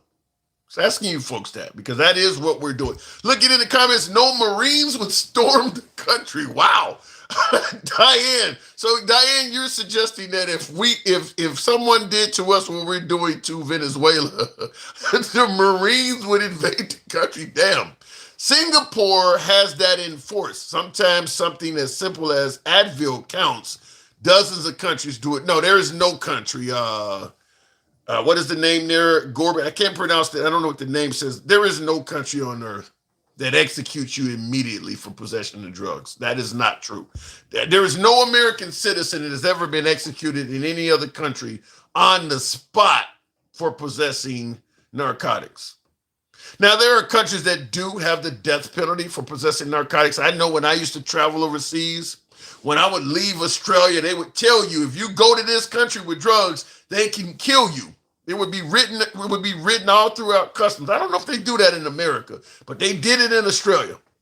But even when that happens, when you are in custody, they will notify the U.S. Embassy, and it doesn't happen immediately. Who knows, week, year, month, I don't know how long, but it doesn't happen immediately. They don't catch you with the drugs and kill you immediately. You do get some sort of due process and the right to attempt to defend yourself. They don't just kill you. No country on earth does that. So America right now is the only country that's murdering people on the spot for possession of narcotics. But the question is, will we accept that if somebody did it to one of ours? Let me go to the box. Somebody called him out. Gangsta Grandma. I see in the comments, Ronaldo Daniel says, I can't wait for Gangsta Grandma. You kill me sometimes, Tim. Gangsta Grandma, you called for it? Gangsta Grandma it is. Good afternoon, Gangsta. You fucking ass, fluffy ass mofo, you. I tell you. What the fuck did I do? What did I do? I was doing something for the white man. What the fuck, Tim? You know, not one damn day I can turn my head and say, hey, Tim, I like your little buttercup looking ass. No, I can't do that. Because I gotta be... Because you be doing off the dog chain or doing something for the white man. You know what push back. You know that maggot reacts, the little cockroach? You need to really push back. You need to tell him, show the fucking proof or shut the fuck up. That's what you really do need to do. Why would you refer to MAGA as a cockroach? What snow roaches? What the hell is a snow roach? You do realize what you're saying You has like a... snow bunnies, right? And I can't stand you insulting a snow bunny. So I call them snow roaches because snow bunnies are fucking cute as hell and they fluffy. Yes. Unlike the snow roaches. Yes, indeed, some snow bunnies are cute as hell. I do agree with No, that. they really not. They fucking ugly. They tore up on the floor. You just said they were So cute. bad to be black. You just said... You know what though, Tim? You know those little Somalis or whatever? I don't want to butcher their name, but Somalis. Yeah. Like that. Yeah. They voted for this shit. FAFO, bitches. You're saying the Somali community voted for Trump? Yes. Yeah. Yes. They said they love them some Trump. Oh, he's going to be doing good for our community. They don't like the LGBTQ. Well, FAFO, bitches. I was not aware of that. I'm curious. Yeah. Wow. Any idea what the... Now they're on here crying and TikTok. Oh, United States promised us land. No, bitch. This land wasn't yours. You're not... like a couple said that they came up on TikTok and said they did this to this land. Where? I was not aware. So more of them voted for Trump than Kamala Harris? Yeah, they wanted him. So FAFO, bitch. I don't give a fuck. So that goes back to what I normally tell you when you don't like hearing it, but maybe she was a really bad candidate. Okay, you fucking fruit looking bitch. What the hell? I'm so tired of your gagging fucking ass saying that she was again. Yes, she was. How could she be a good What candidate? happens when be in this fucking situation? Everybody get kicked out. Do you know they have a bill now in Congress? They want to take people's dual citizenship away? Yeah, Make I've a heard pick? about that. I've heard about that. So shut your ass up. Quit being on your fucking Eastern white man. Quit getting a dick up your ass without a condom. Okay? You're being fucked without lube. Okay, apparently the program don't like you. He restricted our visibility. Now, let me say something.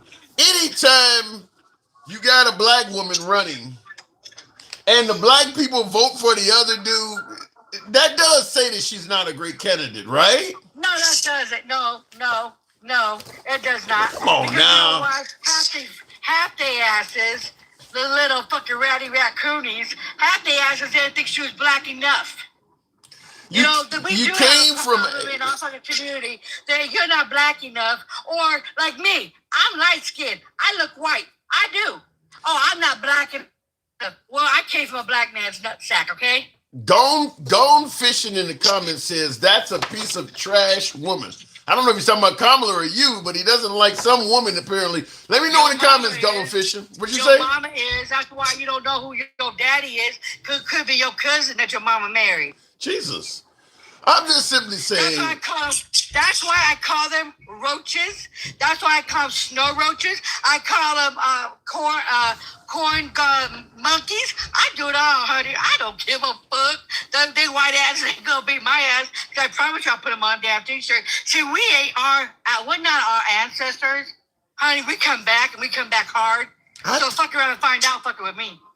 Look, I'm okay with you talking about snow bunnies. I'm okay with that. But the rest of this stuff, I just think that some of the stuff you say about white Americans is racist. I don't give a fuck what you think. You dumb fuck. Let me tell you something. You are on your knees for the white man. You pander to the white man. You always do. You always do. You to the white man.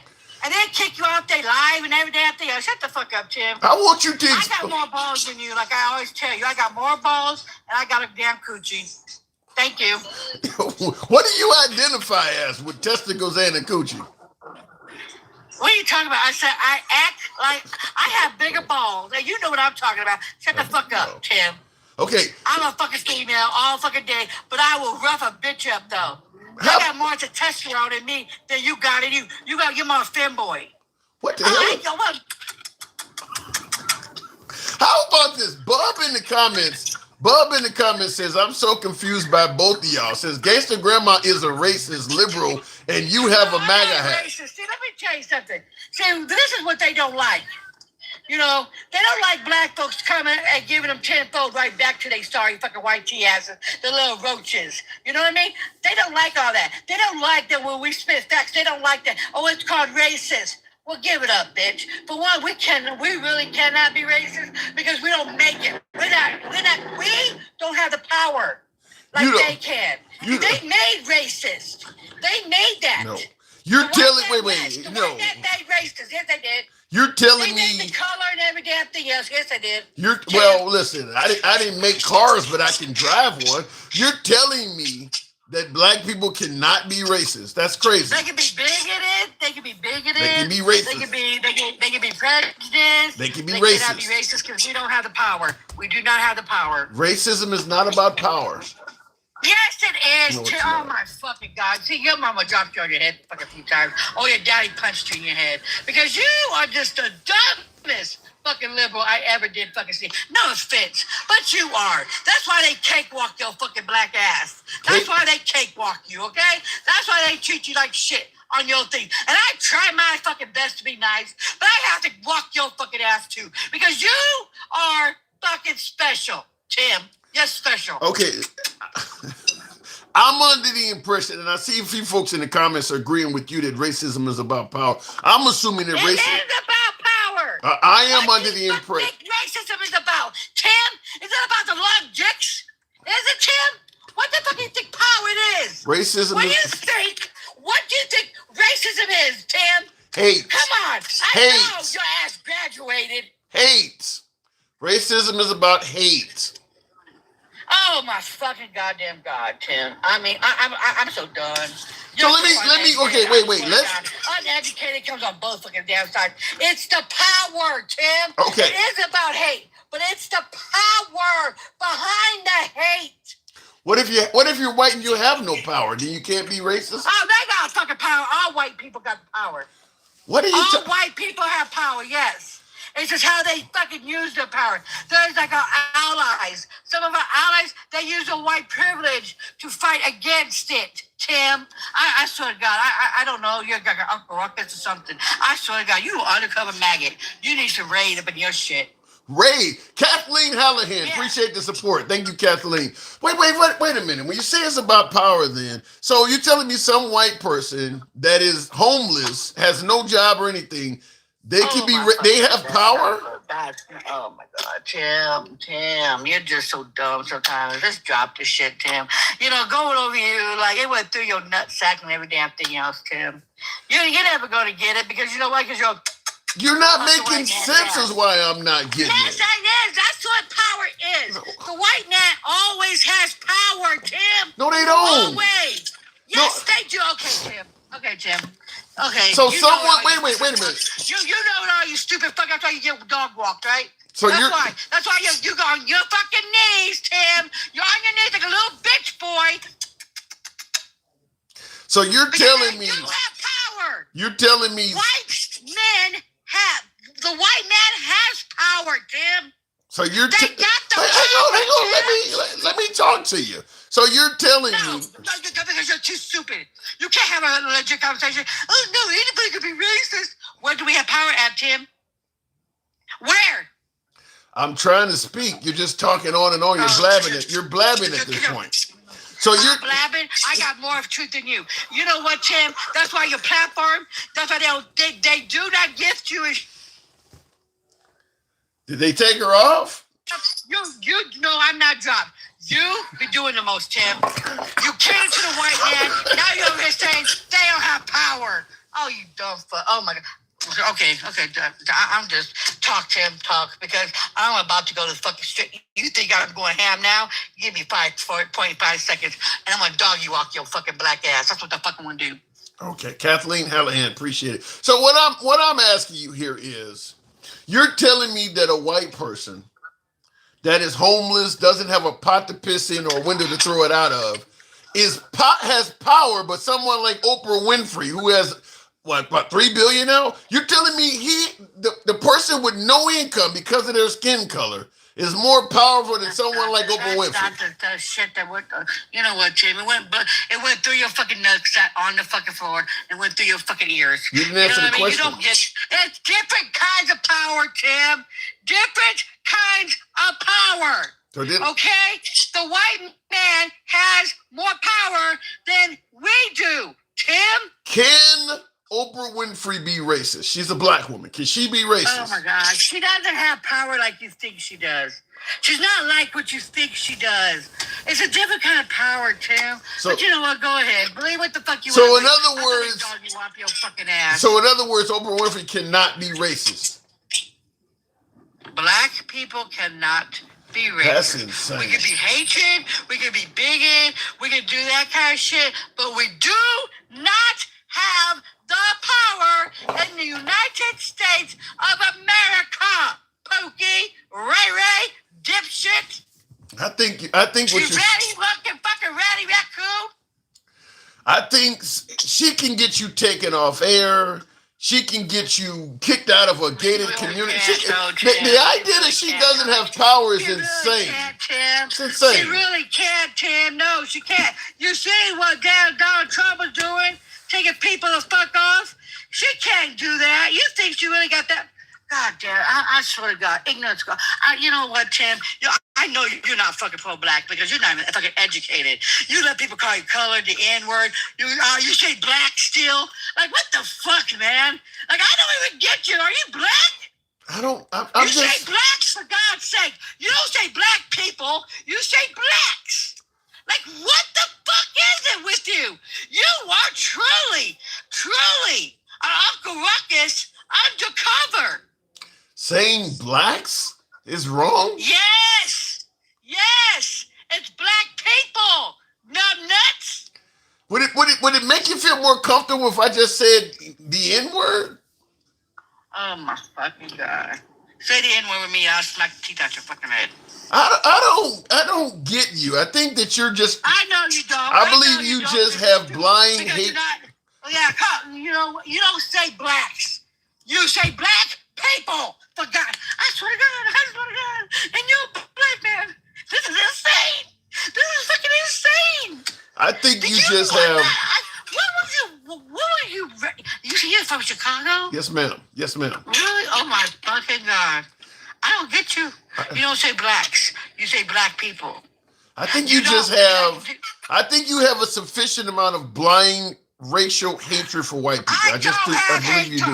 Okay, let me tell you something, Tim. See, I'm not like you.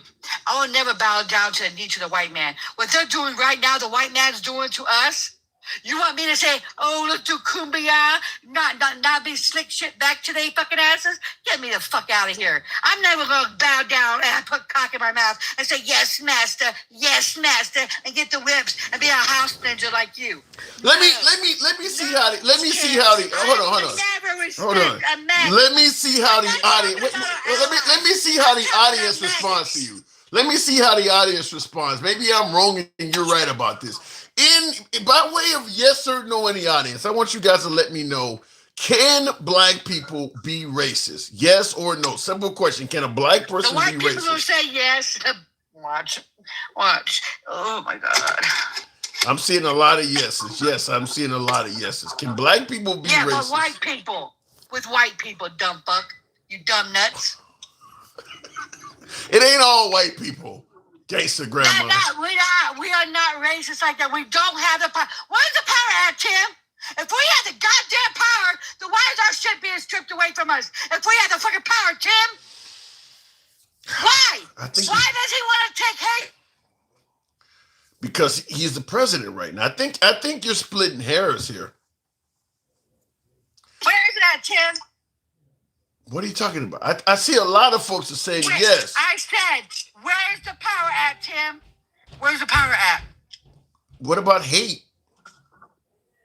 Oh my God. What about hate? Tim, you know what, Tim? You're so fucking white. I see why they disrespect your ass. What the hell? I see why they disrespect you, Tim. You are like, you're not even educated like that. You're really not. And that's sad. You're fucking 56 years old, 300 fucking pounds. 56? And you're not or whatever, 56, whatever. 56, goddamn. You're fucking old as shit. If you 56. Yeah, whatever, dude. When did I become 56? Shit. Okay, all right, listen. Listen, I'll end it by saying you're wrong, but I got to move it on. I'm wrong? Yes. You know what, let me tell you something. I'm going to tell you how wrong I am. You know what? You over here saying that my fucking ass is always racist to the white man, but the white man be doing everything in his goddamn comments, everything calling you boy and shit, and we're the ones that doing it and coming out back at their asses, and you allow the shit. You don't push back on the racist ass people, white people, on your platform. You do not.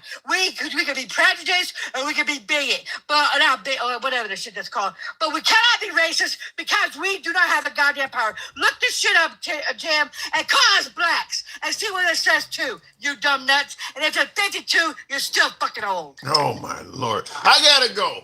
Thank you. Bye.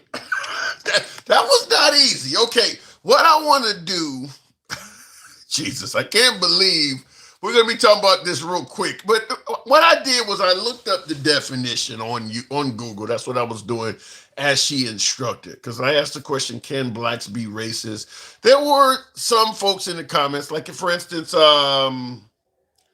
Shelton says she's right. So I think I'm reading the name right. But anyhow, man, somebody says you look good for 56. I am not 56. I'm not 56. Wow. Anyway, she's not even mature enough to make a point without name calling. Well, that's kind of what we elected. Okay, here we go. This is the definition for racist. This is what I got on Google. It can either be an adjective or a noun. The adjective definition, characterized by showing prejudice, discrimination, or antagonism against a person or people on the basis of their membership in a particular racial or ethnic group. Typically one that is a minority or marginalized. Now you notice they didn't say nothing about power as she's talking about. That's not in the adjective version. Simply says characterized by showing prejudice. So for all of those folks who suggest that blacks can't be racist, but they can be prejudiced, here's the definition where it makes it clear simply showing prejudice is part of being a racist. It says characterized by showing prejudice, discrimination, or antagonism. which means, cracker and all, antagonizing. A lot of folks call people names and shit. Antagonizing. Or antagonism against a person or people on the basis of their membership in a particular racial group. So adjective, from an adjective standpoint, there's no reason in hell to believe that black people cannot be racist. Okay, here's the noun. Here is the noun version. And real quick in the comments, I always love the funny comments. Luna's Slowdon says, a white dictionary, Tim. All right, so black people define words differently? Direct me where to go. Does the NAACP have their own dictionary? Tell me where to look up on the internet where I'll get the definition of racism from a black person's standpoint, and then tell me how that's not biased. But anyway, here's the noun version of this. A person who is prejudiced against or antagonistic. I'm having a Biden moment. Let me read that again. A person who is prejudiced. Appreciate that. Thank you, Jovial.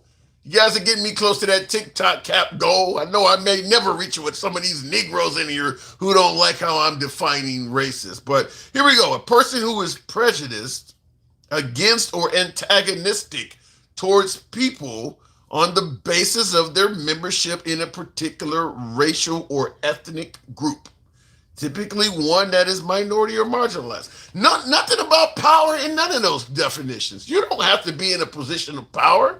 Just antagonizing people, damn it. Bama Landscaper, shout out to you. Appreciate that. So the idea that blacks cannot be racist because they're not in a position of power goes against the actual definition of racism. Now, I guess the next thing I would do is shout out to your mama Clark. Appreciate that. Before we go to the next caller, because I'm sure that I'm probably upsetting, for lack of a better term. I'm probably upsetting a few African Americans. Listen, if I thought that it was true that you couldn't be racist as a black person, I would say that. But that doesn't appear to be so. And I don't understand why people think that, but real quick, I went to dictionary.com to get away from Google. I just want to see if there's a different definition here.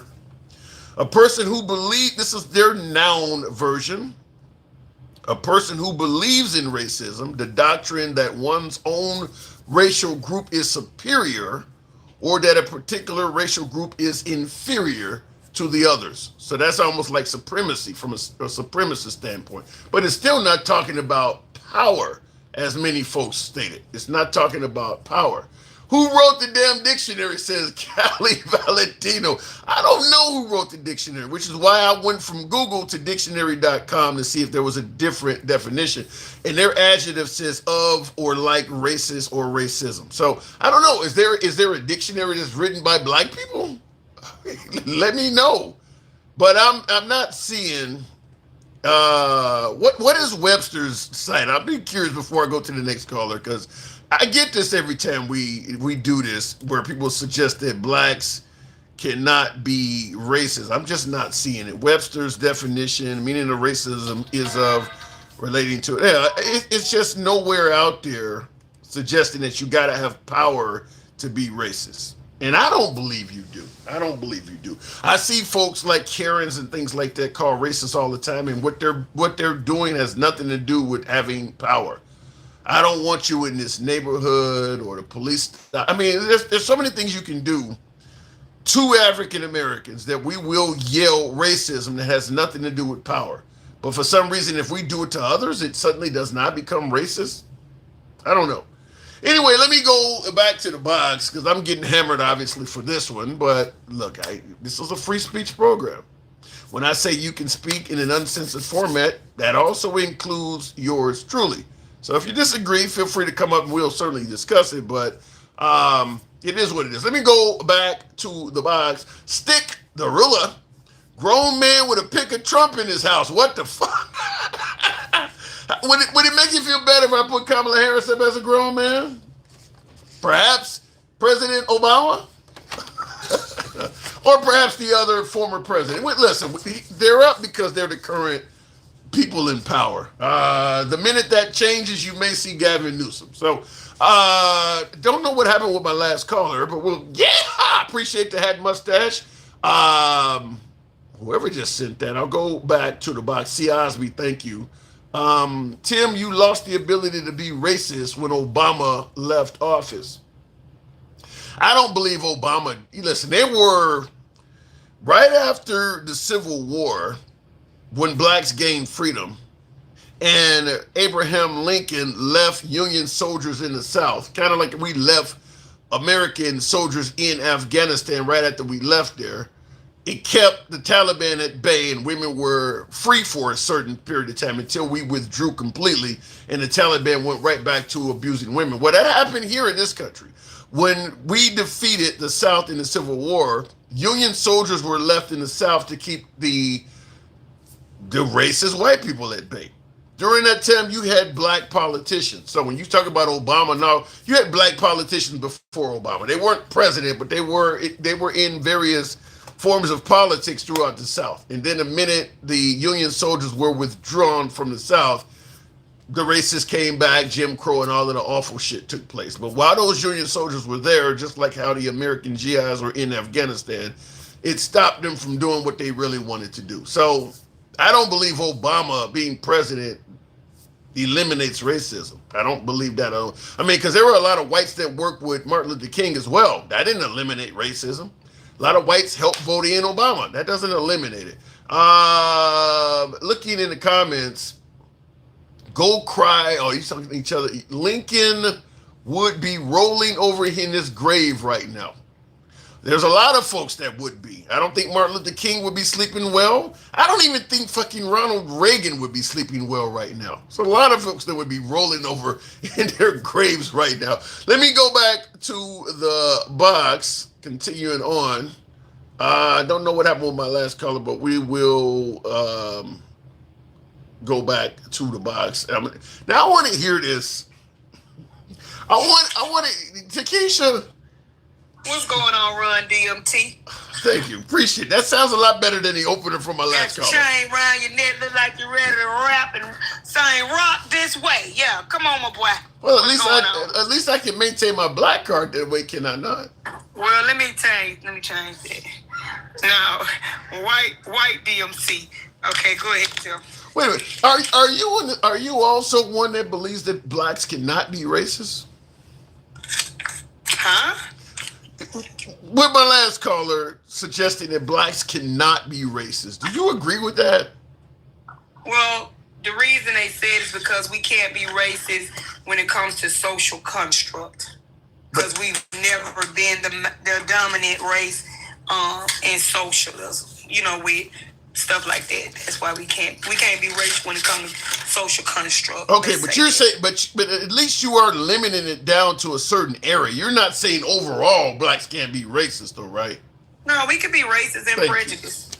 Yeah. Because we can be racist against our own people. Okay. So, yeah. All right, fair enough. I took a beating from my last caller and many in the audience, many in the viewership, in the comments saying the same thing. And I could. Well, you always take a beating, Tim. You should be used to it by now. I don't like taking a beating. We might just call you Kunta Kinte. Oh my God. These are black people doing it, though. Because you stay getting beat. Tim, look. We ain't going to talk about how black you ain't no more. Now, let's get on with the question. Fuck. What do you mean how black I ain't no more? What the hell is that? We pulled your black card a long time ago, Tim. How did I lose it? What did I do? Tim, you ain't what you used to. You ain't the man you used to be. Just because you're sitting up there with your skin looking like us, Tim, we got to treat you like the Somalian people who got up in that news conference and said that they were supporting Donald Trump, and now he throwing their ass out the damn country. See, they're another A with a vote. I didn't do that, though. But I didn't do that. I understand, Tim. I'm just playing with you, Tim. Go ahead, Tim. I voted for the bad candidate. Let me tell you something, motherfucker. I done told you to quit talking that lady. And let me say this too, Tim. Let me say this too. I didn't like that shade you just throw at Biden either. What shade? When you tripped over your word, tell me something, I'm sounding like Joe Biden. Don't do no shit like that. Having a Biden moment? Leave him alone. I'm not messing That with man him. trying to recover and live the rest of his life in the best health he can. Leave that man alone. I'm not messing with him. If that's the case, I'm finna start snoring on your live because my name Donald Trump. Okay. How about that? All right. Well, listen. He ain't been woke in 5 days and 5 press conferences. He keep dozing. I'm about to call him the 7th dwarf. Sleepy. Well, let me say this. I had one of my MAGA friends tell me when I brought up the fact that they called Biden Sleepy Joe, but they're ignoring Trump falling asleep during press conferences. He brought up, but Trump is the hardest working president we've ever had compared to Biden. Shit. What he working hard on? Trying to Sleeping? Lying? Giving pardons out? What he working hard on, Tim? well, he's trying to end multiple wars simultaneously. You the bastard I'm talking about. See, you the fluffing bastard. That man is not working hard, number one. That man is sleeping because he old as fuck. Just like they tried to do Joe Biden. Stop making excuses for Donald Trump. Every press conference for the past 5 days, he dozed it off. But, Give him some no-doze. but think about what you just said. You said every press conference for the last 5 days. When have you seen President Biden give 5 press conferences in 5 days? Damn. The man ain't doing nothing but sitting behind the desk trying to hide them ankles, dozing off, and then saying a couple of words, getting up there speaking about stuff that don't even make no sense. Telling me something 2 months ago, he was down there in Saudi Arabia, and that was in May. I don't want to hear that bull crap, Tim. But do you not give him credit for at least the fact that he's... No. You didn't hear what I was about to say. They ain't giving him. I keep telling you, I'm not giving him credit for nothing. So it don't matter what you say. So you're telling me Trump has done nothing good for the country at all? No. How is that not Trump derangement syndrome incarnate? And how is he don't have Biden derangement syndrome? How you don't have Kamala derangement syndrome? I don't have... Listen, I'm my Yes, vote. you do. You talk about it. You bring her up every chance you get. No, I do not. I brought her up because... Every day you throw that fan up and call her a bad candidate. This is not a... You have Kamala derangement syndrome. I do not. Listen. Accept it. Can we move on with what you want to talk about? Because I ain't got time for this bull crap you talk about. I'm not finna take up for Donald Trump. He's sleeping because he be up all night like a dementia patient. You know, they don't sleep through the night. They sleep through the day. Oh, come on. He up all night doing 600 tweets talking about nothing, sharing AI videos, sharing propaganda. That man, baby, come on with something. But is that not... When he's up all night doing tweets and things like that, at least he is paying attention to what's going on and responding to the people. Tim, let me say this right quick and forgive me for saying fuck you. Now come on with what you want to talk about, Tim. Oh my God, you guys are horrible. Okay, what we're talking about now? Jesus Christ. The Somalis being garbage, which is on the monitor. But we're talking about the death for drug dealers also. And I'm asking, would it be acceptable if some of our citizens who have smuggled drugs across international borders face the same wrath of these Venezuelans in boats? Will we accept that? No, they ain't, Tim. They wouldn't like if our people were being murdered without any proof that they was bringing drugs into the country. No, Trump. That was wrong. I mean, Trump says it's Tim. Trump says it's about protecting our shores from dangerous narcotics entering our country. But Tim, but you pardon a guy who brought 400 tons of cocaine into the United States, but you care about drugs coming over here. Stop it, Trump. What? Then if it's not about drugs, I think me and Denkel talked about this early in the show. If it's not about drugs, then what the hell is it about? He want them folks oil. He want them folks resources. He want a regime change over there. Trump don't care nothing about drugs coming over no border. I don't care what nobody said. I don't care what he say. He lie every day. Just like Caroline Levitt get up there every day with that cross. I hope it burned through her skin. Damn. Up that line. Listen to me. Every time they ask her about why he pardoned somebody, this the same excuse every time. He felt like the Biden administration had wrongly convicted. Yeah. Stop it. Is that going to be the excuse every time he give a pardon Trump on Tim? Well, according to Trump, I think he said he didn't really even know the guy, the Honduras president. Thank you. So how you know he was mistreated if you don't even know him? I don't. Then why would he pardon him then? Tim, because his folks probably paid him.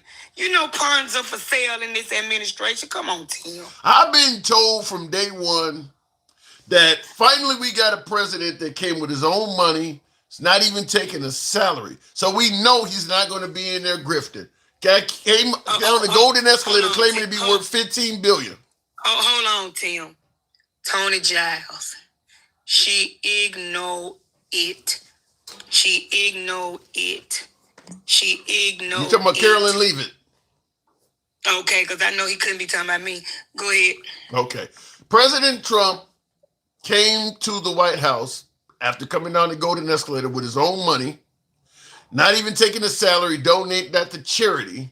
So folks suggested that because it's clear, unlike the other politicians. Okay, Tim. Hold on. He talking about me. When you learn how to spell, then you can address Who was talking about you in the Tony comments? Giles. When you learn how to spell, then you can address me.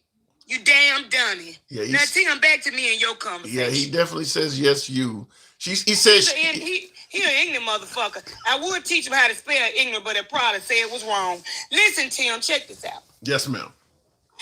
If you knew you could make more money off the presidency than you could get a salary, what the hell you care about that little bit of salary? Yeah, but anybody would know that. I mean, you know instantly. But Tim, everybody ain't no crook to do it. So you're saying Trump is a crook? That man just sent out an email the other day saying he need to make his quota for the end of the year for the presidency. And then you got the evangelicals come out, sending out some money so Trump can make it into heaven. They believe he do enough good that he can get in. What is going on with this administration, Tim? But let's be clear. A lot of people believe that if they do a lot of good, they can get into heaven. That ain't something unique He to Trump. ain't going. How the hell can you dictate who God is going to take into heaven or not? What are you talking about? Tim, let me say this. The Bible said this. It don't say you can't lie. It say liar. Trump is a liar because he lie every day, all day. The man say he has never asked for forgiveness. That's the first thing you got to do in order to get into the kingdom of heaven. He's not going, Tim. Can he repent on his dying day? He's not going to. Is there not still time? He's not going to. You certain of that? The Lord has already hardened his heart. He's not going to, Tim. I got one of my viewers that referred to you as a ghetto caller. I don't know what that's coming from. I wouldn't give a good goddamn. What do you want? Tim. The Tim, man. let me explain. Hold on, let me explain something to your chat. And I'm finna talk real dirty. Ooh. Don't now one of the dicks on here lay next to me and poke me at night. Don't now one of the mouths on here put their tongue out and lick me deliciously. Ain't now one of them give me no money when I go pay my bills. So why should I care about what they say about Kiki? I can be ghetto or I can be nice. I can be professional. I could be whatever I want to be. But what does it matter to you? Are you walking with me on your own? No, you're not. So why should you care if I'm ghetto? How does that affect your life? I want to find out this. I've heard the term used, but I never heard it used the way you. I'm just interested in regards to a term you use. You said "lick me deliciously." That's what I said. What is that? Elaborate that. I don't know. Quit playing with me, Tim. You know exactly what I mean, Tim. I don't, but I want to know. When they want to spread your legs like an eagle and go down there and treat you like the Golden Corral buffet. A one, a two. Okay, I get it now. I get it. I just had not heard that term used. It caught me off guard. It actually caught me. You know what, Tim? That's probably what's wrong with them. They want to. It kind of reminded me some years back when I was. They want to climb up this yum tree, Tim. They want to use me for a mattress pad for their bed, Tim. They want me. That's why they talk about me, Tim. Ooh. They want me real. They probably went on my page and looked at how thick I am, Tim. They want me. I understand, Tim, because I promise you, when I look in the mirror, I be trying to get with myself. Damn. That's how fine I think I am, Tim. Damn. I tell you, Gangsta Grandma get a lot of people going on her page. They've been calling her white since the show started. Leave ain't alone. But look, Tim, seriously, on a real note, because I don't have time to entertain your, people. My people. That's a racist term. You people or you my people? What do you mean by I don't that? have time to entertain the people that come at me on your show. All right, that's better. Because they make me say stuff that I don't usually say. I don't talk like this, Tim, on Zeus. Well, when you're using descriptive words like deliciously, you're welcome on the show anytime. I'm just saying, Tim, I don't talk like this. But it seems that your show, the only show that bring out the worst in me, because the people, Tim, everywhere I go, I'm kind of like a little famous on this app. People love to see me coming to their shows, but your show, people try to get me riled up, Tim, and I don't appreciate it because I'm trying to do better in life. I'm trying to do better, Tim. Well, speaking of But let me being say this, Tim. before you do, speaking of being riled up, as you state, Tony Giles 59 in the comments suggests that you can roll your hair with rice. What is that? What is he suggesting? I started my dreads, so it's probably short, but no, I could roll it with some small rollers. It don't have to be rice. Okay. I used to could roll it with rice when I had cut it all off. When I was wearing it like a little boy cut, then I could roll it with rice and everything like that. But your breath will melt the hairs on my cat. Ooh, shit. Your mouth is so effed up that you could go down on me and I probably have a hysterectomy when you come back up. Okay. Yeah, you. Okay. Yeah. I apologize. Your for going breath that is route. hotter than a 16-year-old on prom night with no curfew. How about that? You so damn ugly that the doctor slapped your mama instead of you because he was mad at how the fuck you look. She tried to leave you at the hospital and they had to chase her down to bring your ugly... I apologize. You ain't even got no pictures of a child because every time they tried to snap, the damn camera broke. How about that? You got the face that'll make an onion cry. How about that? Okay. Yeah, that way. Okay, that's bad. That's really bad. All right, what were you about to say before we went down Nothing, Tim, because Tony done pissed me off. Yeah, he says 5 kids, 4 baby daddies. He's still in Baby, the I got comments. 2 kids. They have the same dad. And you don't even know who your daddy is. Okay? Just because your daddy, your uncle on your mama's side, who is her brother, don't come for me. I know your uncle, your daddy. Yeah. Your mom's brother is your dad. How about that? Yeah. All right. Okay, I'll let you wrap it up. I gotta. Yeah, let me wrap that on up, Tim. Because Tony keep coming for me, and I don't even have the energy to deal. He mad because his uncle is his daddy. He mad because when he was a child, they threw food at him because they were scared to get close to him. The dog wouldn't even play with him, Tim. All right. Okay. When you got All a right. dog and the dog won't even play with Tim, you're ugly. All right. I gotta You go. ugly as I hell. gotta go. You ugly as hell. I wasn't Yeah, you expecting ugly. this. Yeah, you ugly. They use you for Halloween, for your Halloween decoration. They just stand you in the yard, and the children won't even come in the yard. Yeah. Back to the boats off the coast of Venezuela. I gotta go to Keisha. Bye, My Tim. God, Jesus Christ. See ya. Tell him to Keisha that we love. Tell to Keisha that we love her. Hey, tough. Hands of sticky fingers. I think she knows that there's some support, but she definitely attacks those that are not. Beautiful Diva says, laughing my fucking ass off. No, keep her on. I gotta get composure. I can't keep taking that. I'm a host that's supposed to keep a straight face. She was killing it. Anyway, looking in the comments, that's why I would never vote for a black female leader in any position, says Creed. Creed, why would you not vote for a black female leader? I'd be curious to know because, like, she just went off on a diatribe of throwing around insults. The guy in the White House does that. So why would you exclude her? Trump calls people all sorts of names and says all kinds of crazy things. So let me know what's the difference. Joshua says it's because of racism that he wouldn't vote for a female. Trump and Jesus are the way, the truth, and the life. Trump 2028 baby. You know, I will say this. I'm not going to pretend like there's not enough loyalty and support for Trump to possibly get a third term. I don't want that to happen. I want to stick with the Constitution. I'm not going to pretend like it's not possible with the amount of support and loyalty that President Trump has. However, I'm going to flat out state with his age and his health, it is ridiculous for anybody who thinks that's going to happen. It ain't nothing to do with whether he can or cannot do it.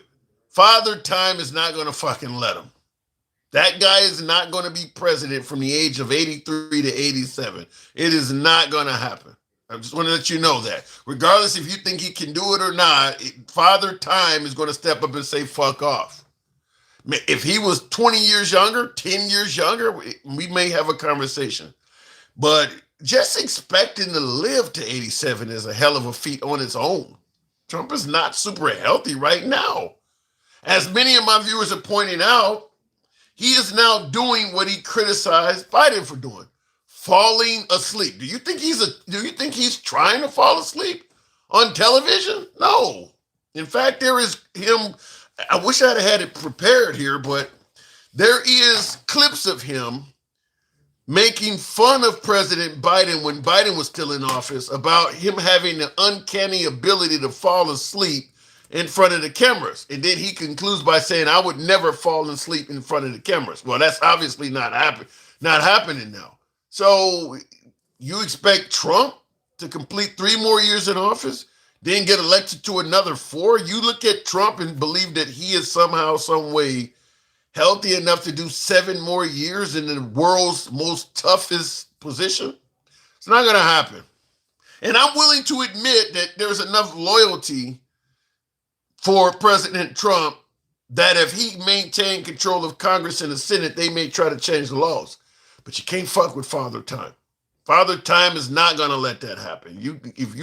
I'm going to tell you, 2028, with a healthy, functional, sane Trump is a feat in itself.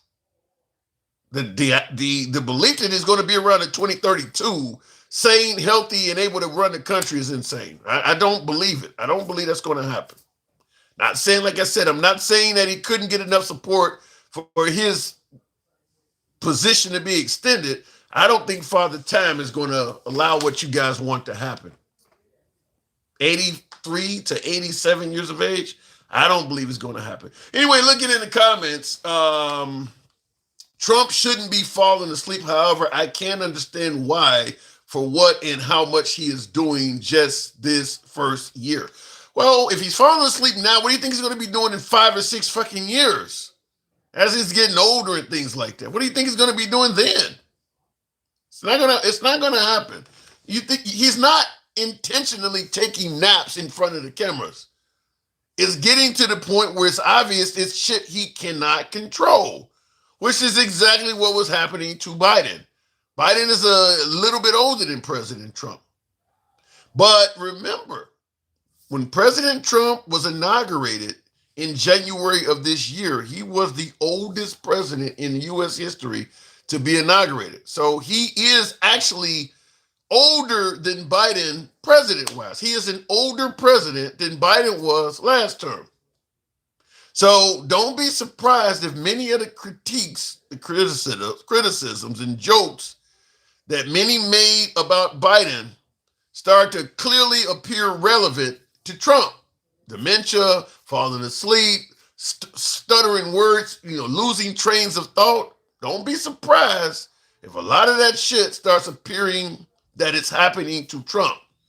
And I don't think you're going to be able to continue making the argument, well, he stays up all night. That ain't going to be sufficient because it would not have been sufficient for Biden, even if he was staying up all night. There is a such thing as karma. Anyway, looking in the comments here real quick, tap the screen, get us on up to 145,000. But yeah, Father Time is not going to let Trump do a third term. Good luck with it. Trump ain't doing nothing Heritage Foundation is. He has to be to go before the cameras, though. Stay awake. Certainly after you made all of this, the folks on the right made all this fuss about Biden's cognitive abilities. You can't get up there and look just as bad, and all of a sudden you're ignoring it now. None of the Obama voters have left the auditorium, bro. If Trump makes it legal for a third term, we're putting Obama back in office. That ain't how it's going to work.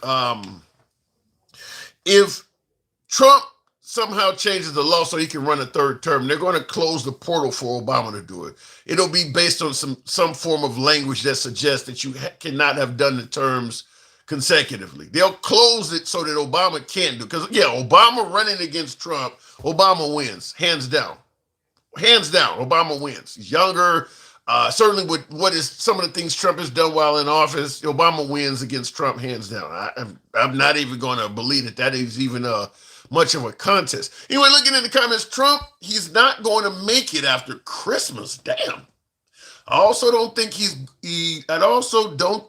not going to make it to next year. He's also going to be crapping on himself. Well, people do suggest that Trump wears a diaper. I don't know. People suggest that Michelle Obama's a man. I don't know about the wearing of the diaper and things like that. But you think he's not going to make it till Christmas? It's like 20-something days. Really? No, it's not going to be that fucking quick. Christmas of 2026, 2027? Let me go back to the box. That's a hell of a prediction. And there is an individual from the medical field that's making a bunch of videos talking about Trump only has 4 to 6 months left to live. I'm sure some of you folks on TikTok may have seen this. Have you seen any of those videos, Miss Mobetta? What? This guy who's claiming to be I don't know what type of doctor he is, but he's claiming that Trump only has 4 to 6 months left to live. Listen, I don't know, but from what he's displaying, that he is he's ready for the nursing home at least. Really? Based on what? Just sitting there dozing. What is he, the narcoleptic? What is he, narcoleptic or something? Like, come on. Like I said, a lot of this stuff doesn't take rocket science, Tim. No, are we medical professionals? Absolutely not. But however, we know what we see. We've been around people that have aged. We know what the symptoms are when it comes to aging and aging out. And he's showing the signs. Now he's not moving. He doesn't even move his hands like he used to do. He talks with his hand. Yeah, he does. He doesn't even do that anymore. He's falling asleep in pivotal meetings. Like, come on, Tim. Come on. Like, what else do you need to see? He the one who came up with the term "Sleepy Joe Biden." Bitch, you dozing down. Well, something's interesting. You said he doesn't talk with his hands because he is known for doing it. I normally am listening to him while I'm working my day job, and I got the earpiece in my ear. I don't normally visually look at the screen, but now you got me wanting to do that. So you're saying he's not moving his hands as much? No, he doesn't. He doesn't move his hands as much. I listen, like I said, you don't just pay attention to what they say. You got to pay attention to the patterns, how they move. You got to pay attention to how they move. He's not doing what he used to do. Wow. I guess he probably feels, I'm old, but I'm not old like Biden. Anything to bring Biden up. I mean, people talk about Trump derangement syndrome. Trump has Biden derangement syndrome terribly. I don't disagree with that whatsoever. You cannot put a camera in front of Trump or a microphone in front of Trump without Biden's name not coming up. I'm actually this is 2 days ago. I'm just listening to you, but I'm looking at the movement of him. I didn't notice that he was not using his hands as much. He does look fairly stiff here. He doesn't move as much. Wow. He doesn't. He's falling off. Like, I mean, listen, you're at that age. I don't know if he's in denial about his age or his ability or whatever, but we see it. So you're saying Trump 2028, like what I said, is not likely to happen. Yeah, okay. 2028 for what? Well, It's either jail or nursing home. And that's it. he's not going to jail, Miss Mobetta. Trump would never. Of course he won't go to jail because, again, he got people in place that won't allow him to be prosecuted for anything. You know something?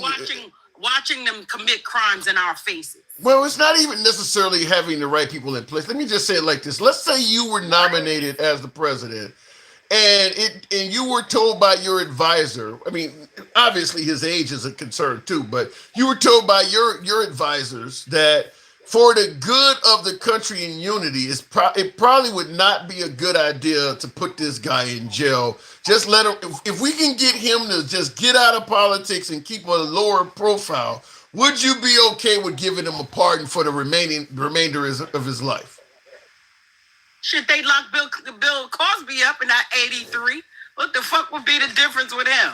They're both public figures. Bro, Bill Cosby was allegedly a rapist. I mean, what has Trump did? And so was Trump too. So was he. He was found liable for some shit too. So we're not gonna go there. We're not even gonna touch that. He was found liable for sexual assault, not rape. It's the same shit. What's the levels? What's the levels to that shit? It's all a violation. Well, I mean, Bill Cosby allegedly drugged women and forcibly penetrated them. Trump is not. Them hoes know what the fuck it was too.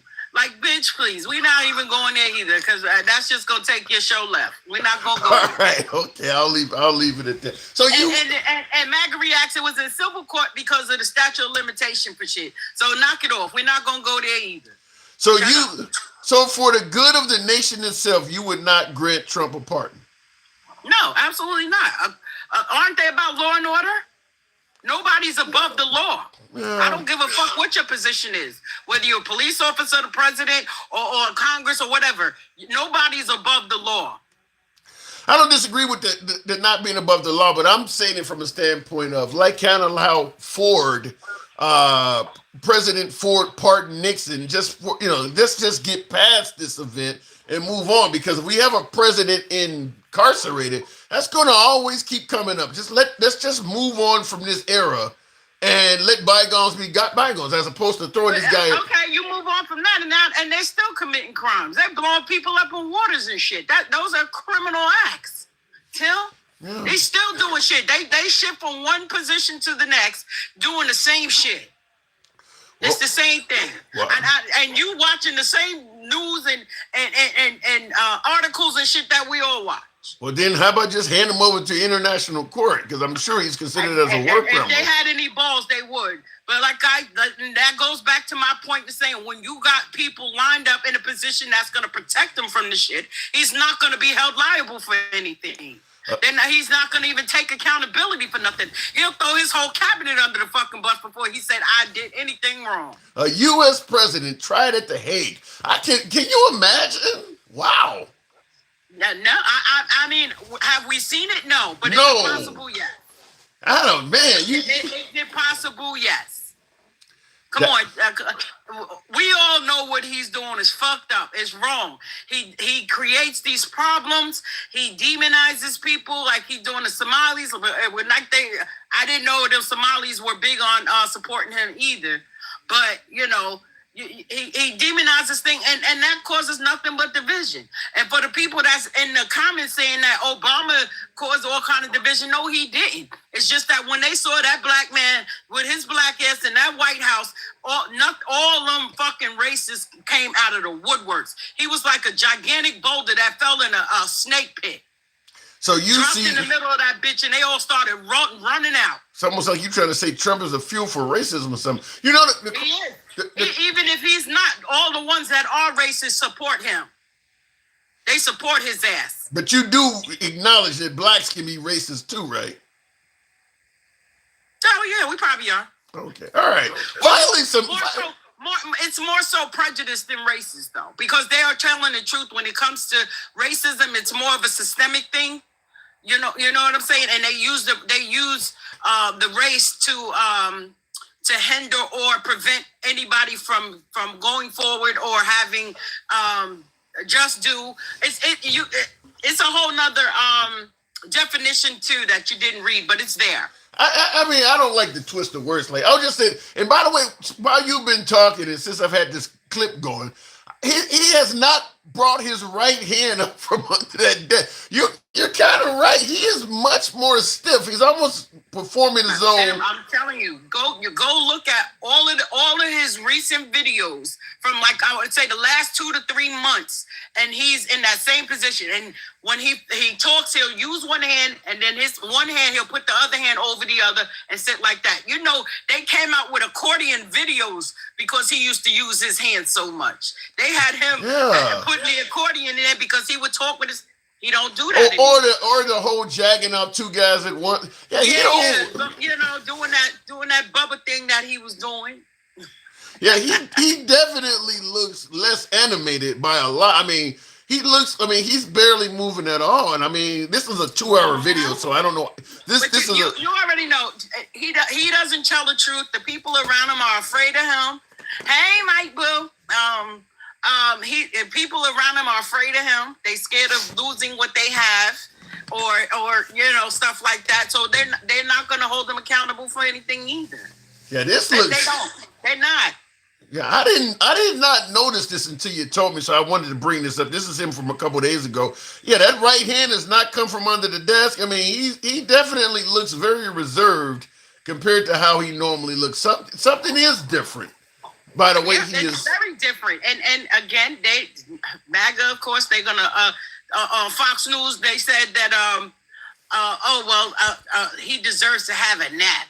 Listen, y'all call Sleepy Joe Biden. Y'all can't even find a video where y'all saw Joe Biden sleeping at any kind of press conference or any kind of meeting. Y'all come up with videos where you saw Joe Biden sleeping anywhere. You didn't. Is that true? I thought there is. So there's no videos of Biden, rather. No videos of him ever caught sleeping. No. Benicio said because. Listen, if I'm wrong, I stand corrected, but I haven't seen it. Benicio said because he was in bed. Where he's supposed to be. That's where you're supposed to sleep at. Not in the White House, in the Oval Office, or at a meeting. A press conference with everybody, all kind of heads in there. You don't sleep. Yeah. Well, like I said, based on this video I'm seeing here, and it's only 4 minutes into it. This is a 2-hour and 17-minute video. I'm trying to see, does this? Yeah, he probably slept for an hour and 45 minutes of it. I think, but see with Trump, he sleep at people's funerals and shit. Like, come on, bro. Yeah. And the evidence is there. That mofo was knocked out. I think with Trump though, what do you want to call it? Anger and I guess I'd say even hate and anger and the desire for revenge. That stuff drives him to be up in the middle of the night. I mean, he's always after people.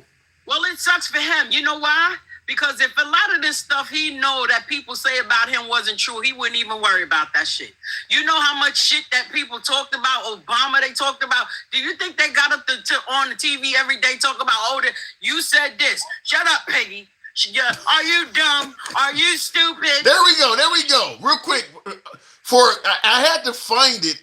It was 34 minutes into the video. He did, for a quick second, bring his hands up from behind the desk for about, I don't know, it looks like about 5 seconds, but I scrolled through for 34 minutes. Yep. That I'm telling you, he's declining. And what you call it? What's that man that was sitting next to him talking? Rubio, whatever. They was trying to talk loud to wake his ass up, so because they seen him sleep. You know what I'm saying? There we go. His hands are out. I'm trying to see if you can see anything on his hands, because I think he has some Band-Aids or something on his hands. But briefly, he's talking with his hands there. He's talking with his hands, but the table is supporting them. You look, rewind it again. When he's talking with his hands, but the table are supporting his hands. It's so quick, and this is a 2-hour video that it's hard for me to find the spot. But wow, okay. Like I said, I'm gonna be looking for that now. I did not notice that.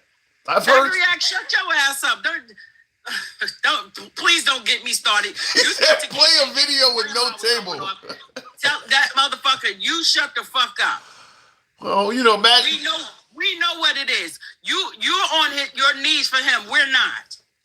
Well, you know, they tell me I'm on my knees for Trump, and I don't know what. There he goes. He do. Yeah. See, this is the same. I've rewound it, but he does come up. The table is supporting his hands. Yeah, that is true. They still trying to say that those were fishing. They weren't fishing boats that were blown up in the waters too. Like, yeah, listen, yeah, they get up there, they lie, and they just lie from Caroline to that Botox Barbie, Christy Nome. All them bitches be lying. All of them hoes lying. They fucking lying ass cavity. Do you see him as possibly not making the 3 years though? I don't see him. No, physically he's declining. He's declining fast. He's declining a lot faster than people want to admit. Wow. Listen, I've worked in nursing home for a long time. I've seen it. My grandmother lived to 94. May she rest in peace. I know what it is. He's declining fast, and sleeping like that is one of the signs. Like, he's really ready for the nursing home. But see, that's what happened with Joe Biden. Is Joe Biden started telling them he needed to be asleep and lessening his schedule, whereas Trump may be too proud to do that. I mean, Biden announced that he needed to get more sleep, and they started not having him out past, I think, like 8 o'clock or something like that. Whereas Trump don't want to, Trump is going to go out fighting. And just like when he had COVID, he wanted to walk to Marine One from the White House, and when they later admitted he needed to be on oxygen, he was really, he was in bad shape, but he wants to project power. He was going the wrong cars and all of that stuff. So, like I said, they don't admit to the stuff that he does or don't do. They don't admit to none of that stuff. All they want to talk about is Biden. Listen, Biden, his old ass is home. Hopefully he's healing from having cancer, So, let's move on from Biden like they tell everybody else. Let's move on from him. Move on from him. He's retired now. Yeah, and it looks he's not in politics anymore. Yeah, and it looks like he's falling asleep right now. He just fell asleep. Yep, his hands dropped. He fall asleep at the drop of a dime. I've heard about this stuff, but I haven't seen it. He's awake now. He actually, you can see his hands drop. He actually went to sleep for a minute. I gotta move. And for people talking about using auto pen, every president has used the auto pen, including Trump. Look it up. Stop acting like Biden ran his whole campaign, his whole term using the auto pen. That's not true. Every president uses the auto pen at some point or another. Look it up. I'm hearing that he wants to cancel all of Biden's work with the auto pen, the pardons, everything. Well, see, that's what he does. He just goes in there and he wants to dismantle. That's how C-19 ran so rapid, because you went in there canceling shit, and about over 1 million people lost their lives because you want to cancel something that somebody else did. And if the problem with that is not the fact that you canceling things, you have no backup plan. You have nothing to replace none of this shit. You just do it, and whatever happens, happens. That's because he's selling us out for pardons and shit like that. For planes and shit. He's selling this country is for sale. This is our president. 3 more years. I got to move it on, Miss Mobetta. 3 more years? Yeah. I mean, if Father Time does not catch up, but this is our guy. Lord have mercy upon us. Because you see now, you don't even really see J.D. Vance, because his ass somewhere feeling up on Erica some goddamn where. You in this Erica Kirk J.D. Vance connection? Oh my! Let me make this clear. You do not believe those two are hitting it off, do you? He's bending that ass over. She came out there with her little tight leather pants on and all that, rubbing in his head. Listen, I know what it is. Bendo, he made sure that he escorted her late husband's body back on Air Force 2. He made sure that he was head of that casket when it was. Come on, bro. I have a hard time believing that, but I will say this, Erica. I don't. You do, but yeah. I don't. I will just say this though. Erica Kirk did recuperate pretty damn quick. I'll say that. What? We still looking for a tear. Come on. Listen, that's just too much of a coincidence. And whoever they got locked up, and again, that's why you don't hear nothing about that kid, because they know he's not the one that did it. What do you mean we're still looking for a tear? Oh, a tear.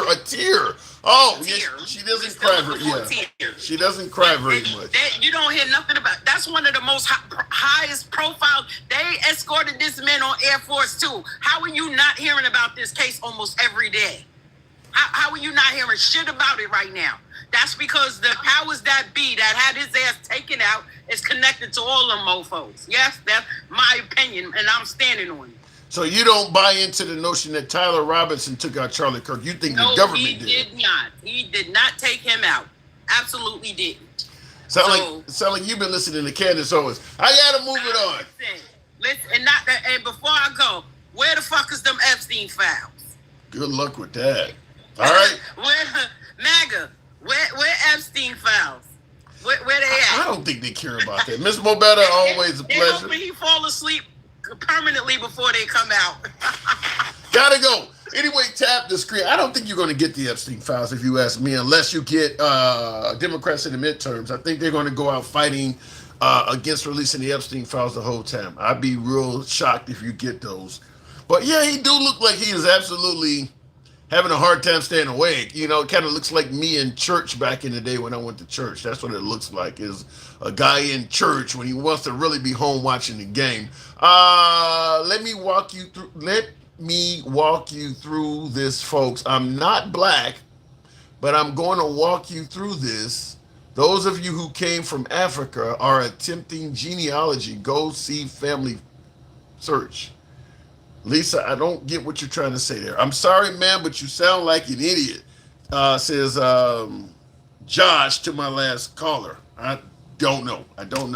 Anyway, going back to the box, we'll make it happen with Lewis. Good evening, Lewis. Welcome to the program. I like how Marco Rubio addresses the whole table of cabinet members like they're liberals watching. The problem with Marco Rubio at this point, and I think Marco Rubio could have been presidential. I think the problem with Marco Rubio now is he has a connection to Trump. If Trump goes out, you know, from a glorified standpoint, then Marco Rubio would probably be a better choice to follow him than J.D. Vance. But if Trump does not go out with with high poll numbers, even though I think Marco Rubio has the qualification to be president, his ties to Trump will probably kill him. Lewis, good evening. Hey, how's it going? It's going good. It's good. What do you think about Marco? For some reason. Go. What I think about who? Marco Rubio. What I think about who? Marco Rubio. I think Marco Rubio has ruined his chances of running for a good president, giving it a good shot himself. I don't even think Trump would endorse him. I really don't. I don't think Trump would not over J.D. Vance.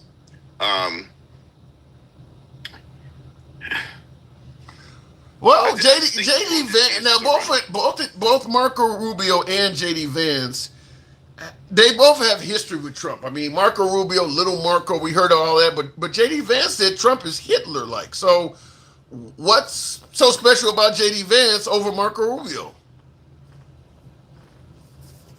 Yeah. What's so special about J.D. Vance? I just think J.D. Vance has Trump back better than Mark Rubio does. J.D. Vance has stood up for him. I mean, he really has. Well, yeah. I agree with that. I don't think anyone from the Republican Party right now can go up against Gavin Newsom or a Mark Shapiro. Really? I mean, the Democrats have a hell of a line. Yeah, they have a hell of a lineup on the Democratic side that they'd have a hard time beating right now. And like you said, you did make a point that if Trump ran against Obama, he wouldn't have a chance. No, I don't think. Not now for certain.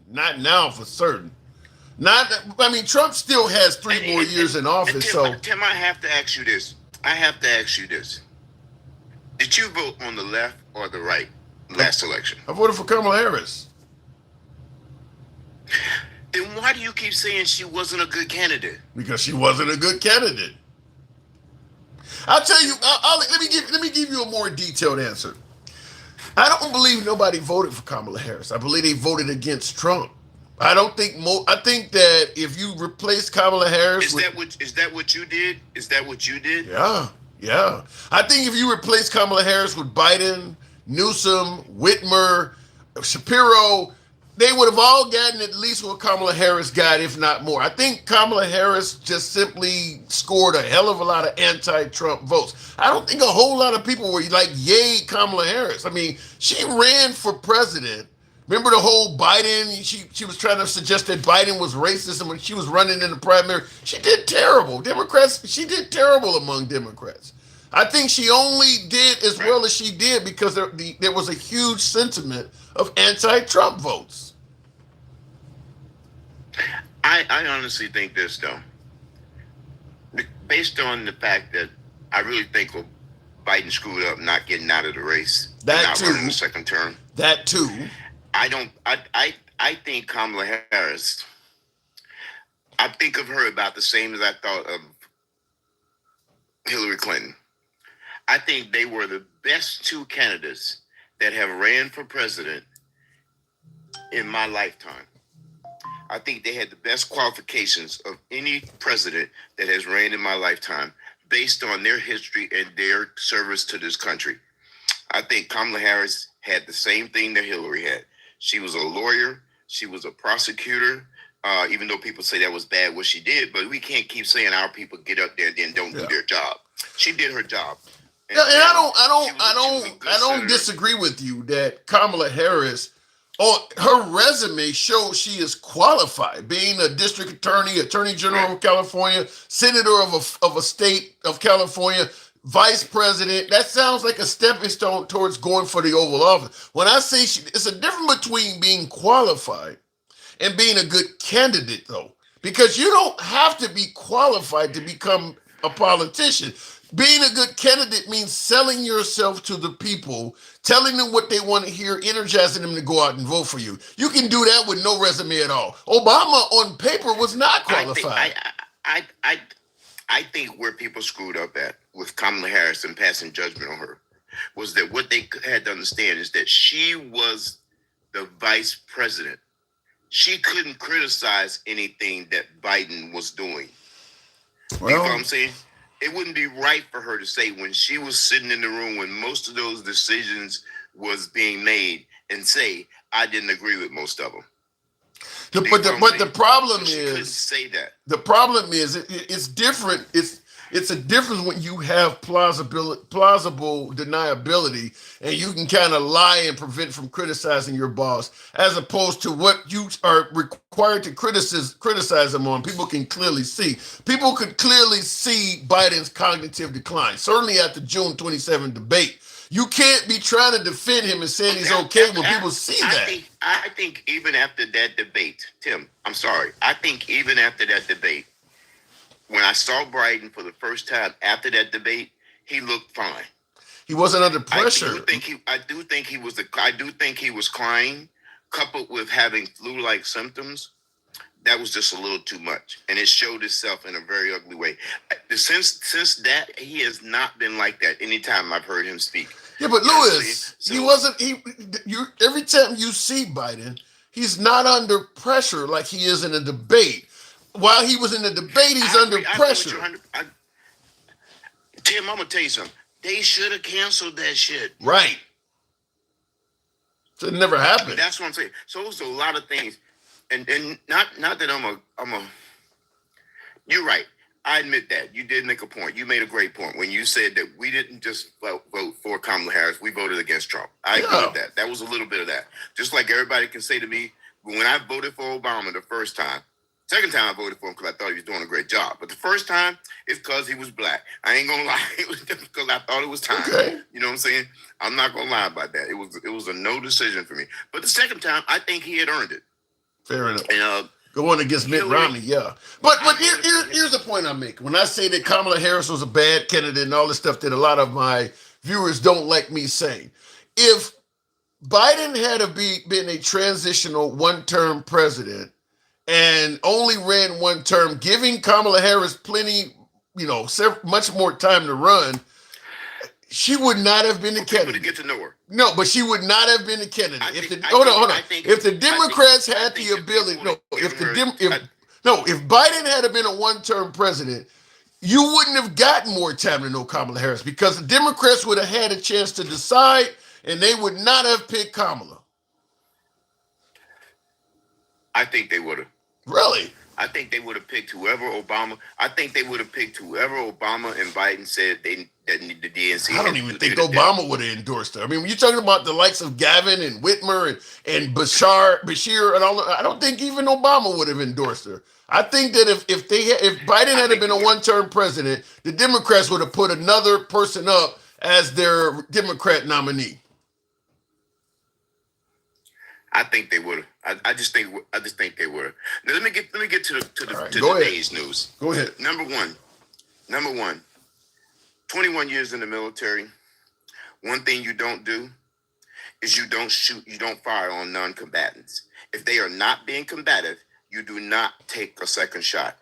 Out of an M16, out of an AR-15, or out of a cannon, or out of anything, do you do that when there's no more combatants going on? And when those Democratic guys came out of that meeting today, that was the final nail in the coffin for Hegseth. Hegseth is going to be out. Really? That general who, when everybody, you think Trump is going to get rid of Hegseth? Because unless he gets impeached, you think that how is Hegseth going to be kicked out? You think Trump's going to kick him out? No, because Trump thinks it was a bad decision too. He had his head down the whole time when Hegseth was trying to explain that. Shit, was he awake? Number one, no, he was awake then. He was awake, but he looked pretty pissed off when Hegseth was explaining that. Now, you know what? I don't know, because you never even seen nothing but the top of his head. So he could have been asleep, but I don't think he was. I think Trump has a problem admitting. I think Trump has a problem admitting when he's wrong. I don't see Trump forcing Hegseth out because that would be an admission that he made a bad pick. I don't see it. I think if the Republicans get some kahunas and step up, that they'll sacrifice him over anybody else. But I don't think it's relevant. What I mean by he's out, he'll become a lame duck too in his little term the rest of the time because nobody listen to him. The admiral is going to take the fall for it because he gave the order. Damn. Even if, and for, you got to look at it this way: for Hegseth to be in the room, see the first shot, and 2 minutes later say he wasn't in the room when they took. It only took 2 minutes between the first shot. That's a lie. Yeah, that's a lie. He told. They know now he's a lie. Somebody he had other stuff to go do. Oh shit! He said he was not. I mean, he told a bunch of lies. He said he was not on the Signal app originally. He said the second kill shot, or what they call it, double tap, didn't even happen. I mean, they don't lie about a bunch of stuff. I mean, Tim, they don't ever show you when they take someone out. We never seen the footage when Obama took out who he took out. We never seen the footage when. You're right. We never get to see the footage of that. I understand them not showing that footage, but they still. You can bet those senators still need to see that footage. Yeah, I actually believe that. Today, and they go ahead. And they said today that there were 2 people holding on to wreckage. Yeah. That couldn't go nowhere. Tim, we have every week there's probably some boat that's trying to bring drugs to the United States stopped by our Coast Guard. Yep. And what they do if they don't stop, they take out the engines or they take out the combatants on the boat, but they always confiscate the drugs. Yeah. Do you follow what I'm saying? Yeah, I mean, look, we know what he's doing is unusual. I don't disagree with that. We know what he's doing is unusual. Trump is just trying to find a reason to go into Venezuela, and it's nothing but about oil, bro. Everybody's saying that. And we don't even need their oil. You know what country has the most oil reserves? Us. The United States. Us, yeah. Absolutely. We just don't have the refinery capability. That's all. But we definitely have all the all of the drug. We have all the oil we need. We just don't have the refining capabilities because we turn it over to OPEC. You know, Saudi Arabia owns the largest refinery in the United States, in Texas. Bro, I still don't. I don't believe that Hegseth. It's not, I don't believe that Hegseth's going to go though. I'd be. If I'm wrong, I'm wrong. I'll admit it, but I don't think he'll go because of this. I think he's going to go because of the signal incident. And it's looking like there's two of those because you know this was a big story a few months back, but it's looking like it's coming back to the surface. But now they've gotten the footage on it. They've gotten the whole story on it. He actually did this 2 hours before the strike ever happened. This went out. They didn't know that. So it could have put the whole mission and airmen at risk when he did that. Yeah, it's crazy that it's crazy that he wasn't a high-ranking military officer, but he even at his own rank, was he a major or what? I mean, it's crazy that he didn't know what he was doing was illegal. Tim, a major is a first level field grade officer. It's not a big deal. That is the first level to becoming a field grade officer. It's not a lieutenant colonel. It's not a colonel. He hasn't even attended the war college. You can't even attend the war college until you are a lieutenant colonel. I live right there less than 20 miles from the Army War College. I go in there all the time. There's nothing walking around in there less than a colonel. You know what I'm saying? Wow. He hasn't even attended that. But then he's going to sit up there and chastise admirals and generals and command sergeant majors who have all attended the war college. Well, he looks the part. I think that's why he's there. I think he looks the part. That's it. I mean, it's just like you say. If you like pretty boys, yeah. You know, I'm gonna tell you something. I held a lot against Gavin Newsom for a long time because I hate pretty boys. You remind me too much of Pat Riley. You know what I'm saying? You know. You mean Pat Tillman or Pat Riley? But Pat Riley, the Lakers. The coach. Okay, I thought you meant Pat Tillman. Okay, Pat Riley. Yeah. Okay, now what I'm saying though. But Pat Riley was a hell of a coach. You know what I'm saying? Yeah. So I'm not, now I have to just say, well, he's a pretty boy. But maybe he could be a hell of a president too. Because he definitely going to get the ladies' votes. Let's just be for real. Because he's definitely. You talking about Newsom. You talking about Gavin Newsom. Gavin Newsom. He looks like a movie star. He looks like an actor, you know? Yeah. Well, that's kind of what helped Bill Clinton out. Bill Clinton and John Kennedy or John JFK, their looks made a big difference for them. Yeah. Absolutely. No question. The whole family until this new RFK, you know what I'm saying? Yeah. You know what I'm saying? His and he's not a bad looking dude. His voice just messes him up. You know what I'm saying? Can't stand to listen to him. But that is very hard to listen to that shit. That is very hard to listen to. I can't listen to him talk for more than 2 minutes and I'm done with him, you know. And sometimes he does make sense, Tim. I'm gonna tell you something, Tim. I'm not a big Vax person, even though I'm from the military and have taken just about every shot you probably can mention. But my thing is that I don't think the government should be forcing people to do it. I'm just going with my kids. My kids took so many shots, Tim, when they were coming up, that it was becoming annoying. They're not forcing you. In a lot of cases, it's your employer. I mean, they're not forcing you to get vaxxed, but they're not forcing you. No, I'm not talking about it. I'm not talking about adults. If he's saying adults, because adults can say no, kids can't say no. For your kids to go to school, they have to take those basic shots, Tim. Yeah, but then you're going to force parents. Wait a minute, hold on. If I allow your child to choose whether they want to be if I allow your child to choose whether they want to be vaxxed or not, then my child has no choice whether they want to choose to be around vaxxed people or not. By your child choosing not to get vaxxed, now you're potentially exposing my child who doesn't want to be in that environment. I don't think the child should be making the decision. I think the parents should be making the decision. I don't think the child should be making the decision. So if the parents, parents should. So if the parents say, I don't want my child around non-vaccinated kids, and you're demanding your unvaccinated child be able to go to school, then my child's wish cannot be met. No, I'm not saying that. I'm saying that if your child doesn't want to go, if you don't want your child to be vaxxed, then you need to keep your child at home and homeschool your kid. Wait, say that again. You know what I'm saying? So if you don't want to, if you don't want your kid to be vaccinated to protect other kids, then you need to homeschool your kids.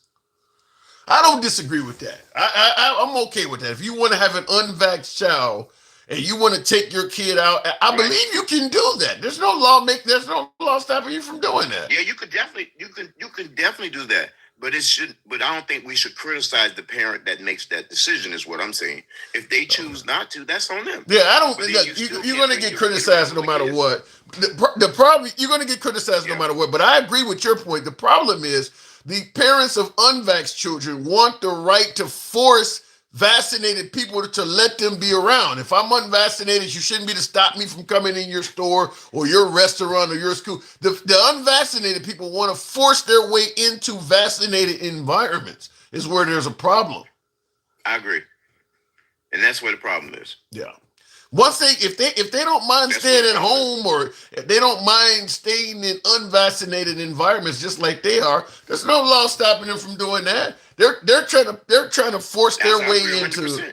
Yeah, they're trying to tell their employer if I'm not vaccinated, you shouldn't be able to fire me. I should still be able to come to work. I mean, if I got a restaurant during the pandemic, if I got a restaurant and all of my customers are concerned with the vax, I gotta let you as an unvaxxed employee continue working here when all of the damn customers ain't gonna show up. That makes no sense at all. Absolutely. And I'm telling you now, Tim, check this out. If you look at Florida right now has it where you do not have to vaccinate your kids for them to go to school. Yeah, that's crazy. That's when you start having outbreaks.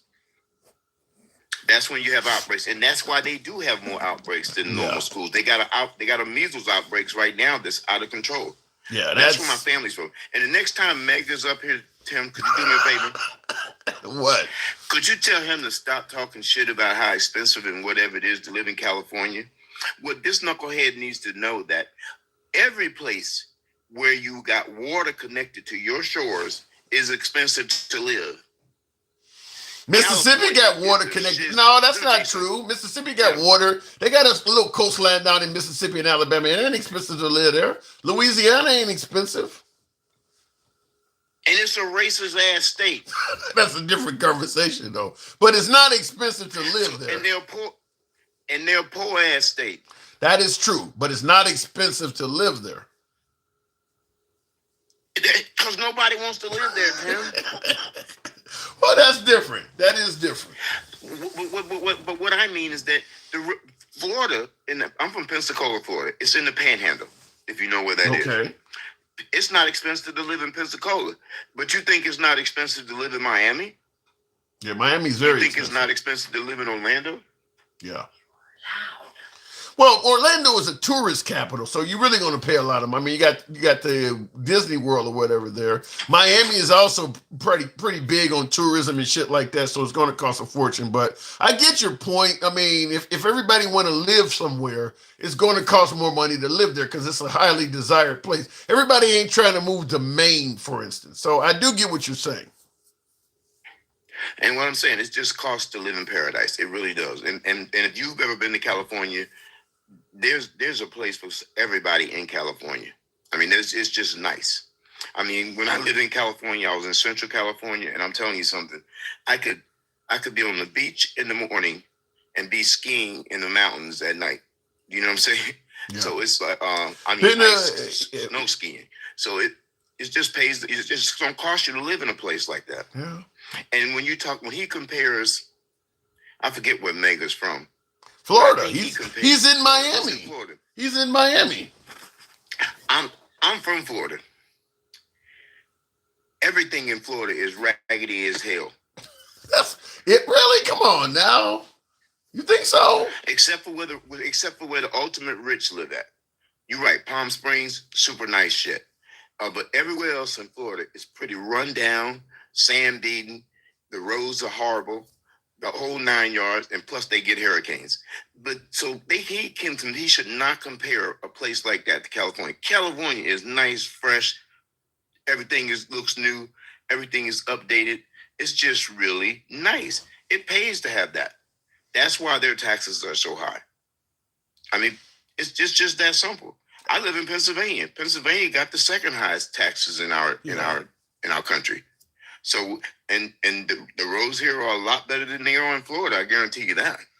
I didn't. You know what I'm saying? I guess I didn't think of it like that. I mean, I've been to Florida, I've been to California, I've been to Pennsylvania, all three of them numerous times. I got to move on, but I'll be sure to pass that on to MAGA Reacts. Appreciate you coming through, Lewis. Yeah, he needs to stop. He needs to stop. And I bet he's going to say he's never even been to Florida. To Miami. To California. If he ain't never been to California, he shouldn't talk so much shit about it. We'll see. Appreciate it. And by the way, there's a hell of a lot of people that talk about Chicago like that, and they've never been to Chicago. I mean, the right makes Chicago sound like it's Beirut. I mean, there's a lot of people on the right always talking about Chicago. Never been there, no intention of going there. But yet when you ask them about violent cities in America, Chicago, because that's what the right-wing media often talks about. It's always Chicago. By the way, folks, Open Dialogue all Saturday. I'll follow the program if you're currently watching us on TikTok, Instagram, or X. We're currently live on X. We're currently live on Instagram and TikTok. You're watching us live on YouTube. Give your boy a sub. Looking at Chicago is too. I have been there. Yeah, I mean, Chicago has its neighborhoods that are violent, but the way the right talks about it, you got people on the right who thinks you can't even get a firearm to defend yourself in Chicago. That stuff is false. The right portrays Chicago way worse than what it actually is. And I'm not saying that Chicago does not have a significant amount of problems, but it's not anywhere near like the right portrays it. And if you ever go to Chicago in the tourist areas like Navy Pier and all that stuff, most of the time the claim when people come back from Chicago is, wow, it ain't as bad as I thought it was. Yeah, because you've been sitting around watching Fox and all this shit that literally keep a tally on what the murder rate is per weekend. Ask them how many people got killed in Memphis last weekend. They don't have any idea. They're just sitting around focused on Chicago. They don't even discuss what's going on in places like St. Louis and things like that. They're just sitting there literally taking a tally of what's happening in Chicago. Please, for the love of God, tell me how someone who is unvaccinated is going to affect someone that is vaccinated. If vaccinations actually work, please. Because, real quick in the comments, vaccinations do not guarantee immunity, is the word I'm looking for. You can still come down with the illness, but the vaccination is supposed to make it milder. That's what vaccination is supposed to do. Certainly in the case of COVID. So that's how an unvaccinated can cause harm to vaccinate. Also, there's more to it than just that too. If you are vaccinated, but your immune system is compromised, you got a cold, you got some other illness or a disease like cancer or something like that, where your immune system is not as strong, even though you've been vaccinated, you could be exposed. And if somebody who is unvaccinated comes around, they can make your life more miserable. So being vaccinated is not the know-all, end-all. If you don't want to catch the shit, you should be vaccinated, and it helps you out more when you're around people that also have been vaccinated. Unvaccinated people are not your friend. If your goal is to not catch whatever ailment you're concerned with, being around people who are not vaccinated against that is not in your best interest. That's why they're speaking out against it.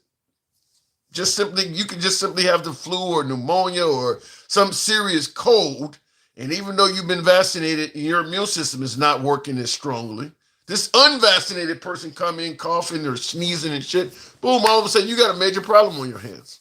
That's why vaccinated people don't want to be around. Look, if you don't want to get vaccinated, that's fine. Just quit trying to force your way into crowds where they have been vaccinated. That's the only. Listen, if you believe in individual rights and freedoms, quit trying to force businesses to let you in. Okay, you don't want to be vaccinated? Fine. This business requires being vaccinated. Then just don't patronize them. Go to a different business. It's as simple as that. Why are you trying to take his rights away if the goal is for you to fight for your rights? I want my right to have nobody force something in my body. Fine. He don't want to have you be forced into his shop or business. You keep your rights, he keep his rights. It's as simple as that. You start trying to force your way into his business, not only can you make people ill by being unvaccinated, but because many customers don't want to be around you, you can also cost him business. You may get allowed by your local government access to his restaurant, and all of a sudden you're his only customer because the regular customers aren't coming in there anymore. No, he shouldn't have to deal with that. You're unvaccinated, call DoorDash. Anyhow, folks, I appreciate the 173,000. Thank you, folks, for tuning in. We'll certainly be here tomorrow. You guys take care. Have a good evening. And thank you for tuning in on YouTube as well. But nevertheless,